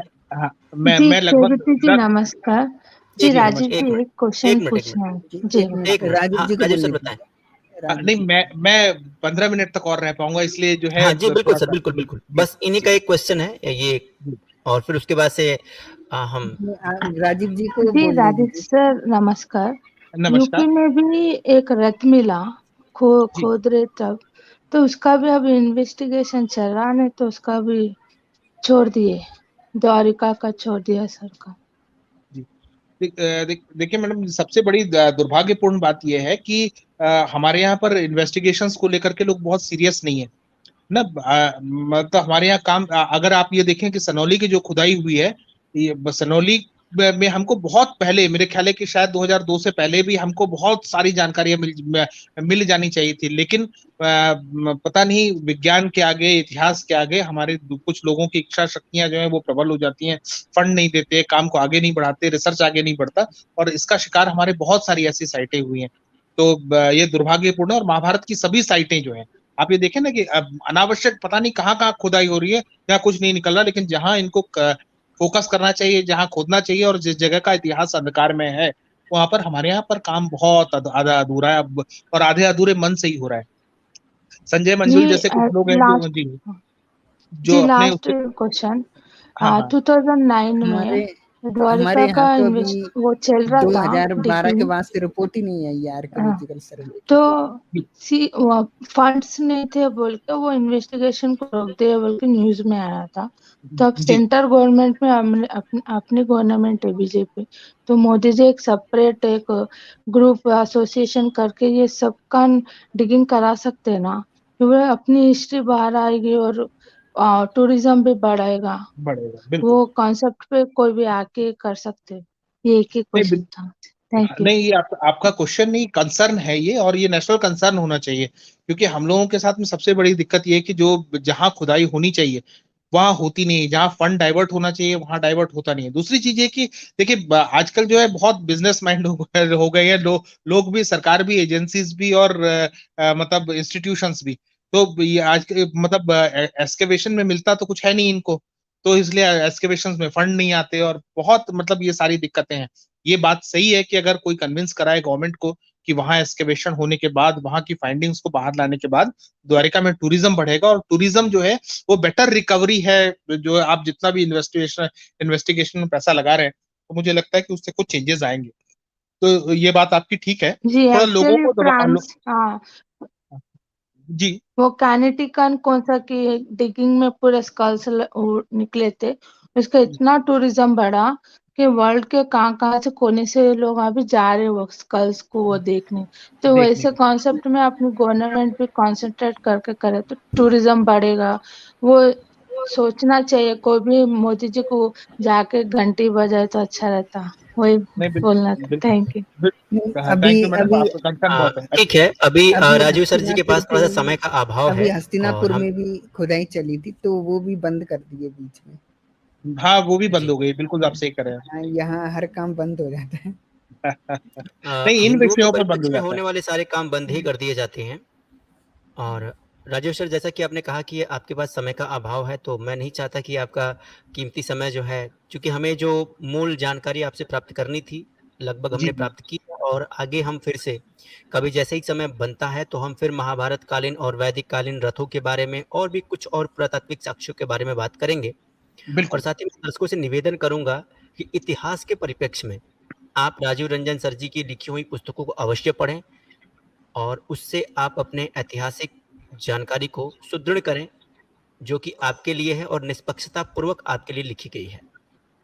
तो राजीव सर, आप कुछ और संदेश देना चाहेंगे दर्शकों को? नहीं मैं तो यही कहूंगा कि आप लोग बहुत बढ़िया काम कर रहे हैं, और इस तरीके के जो डिबेट हैं जिस जो आप लोग आयोजित करते हैं उसके माध्यम से जो बात लोगों तक पहुंच रही है वो दरअसल बहुत सारे लोगों के जो भ्रम है उसको खंडित कर रही है। तो आप ये लगातार ये काम करते रहें और आपका चैनल इसी तरीके से आगे बढ़ता रहे, इसकी मैं आपको बहुत शुभकामनाएं देता हूँ। और बिल्कुल आप भी टूटे नहीं और झुके नहीं, क्योंकि जो ये जो विषय है ये ऐसे विषय हैं जो आपको मित्र से ज्यादा शत्रु प्रदान करेंगे, है ना। ये तो है लेकिन सर।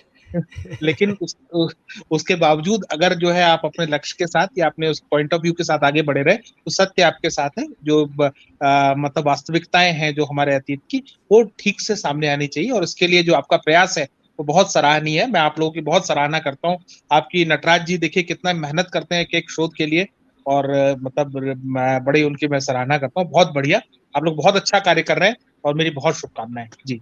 सर, मैं तो इतना ही कहूँगा कि उम्र और अनुभव दोनों में आप हमारे अग्रज हैं और मैं यही चाहूँगा कि आप हम सब पर जो आशीर्वाद है वो बनाए रखिएगा।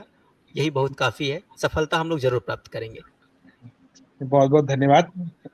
जी तो अगर आप मुझे इजाजत दें तो फिर मैं थोड़ा जी सा सर, जी, बिल्कुल। जी जी बिल्कुल मैं सर, आज बिल्कुल। आप लोगों के कारण ही फ्री हुआ था। मैं भागता हुआ पहुंचा हूँ और मुझे जी जी नहीं, आपका थोड़ा स्वास्थ्य भी मुझे कुछ उतना अच्छा नहीं लगा, तो हाँ वैसे हाँ जी विषम जी परिस्थितियों में भी आपने काफ़ी अच्छी स्ट्रीम हमारे साथ मैनेज की, इसके लिए आपका बहुत-बहुत आभार और मैं हाँ। अनुरोध करूँगा कि आप आगे भी आते रहें। नहीं मैं जी, बिल्कुल आऊंगा। जय श्री राम सर। जय श्री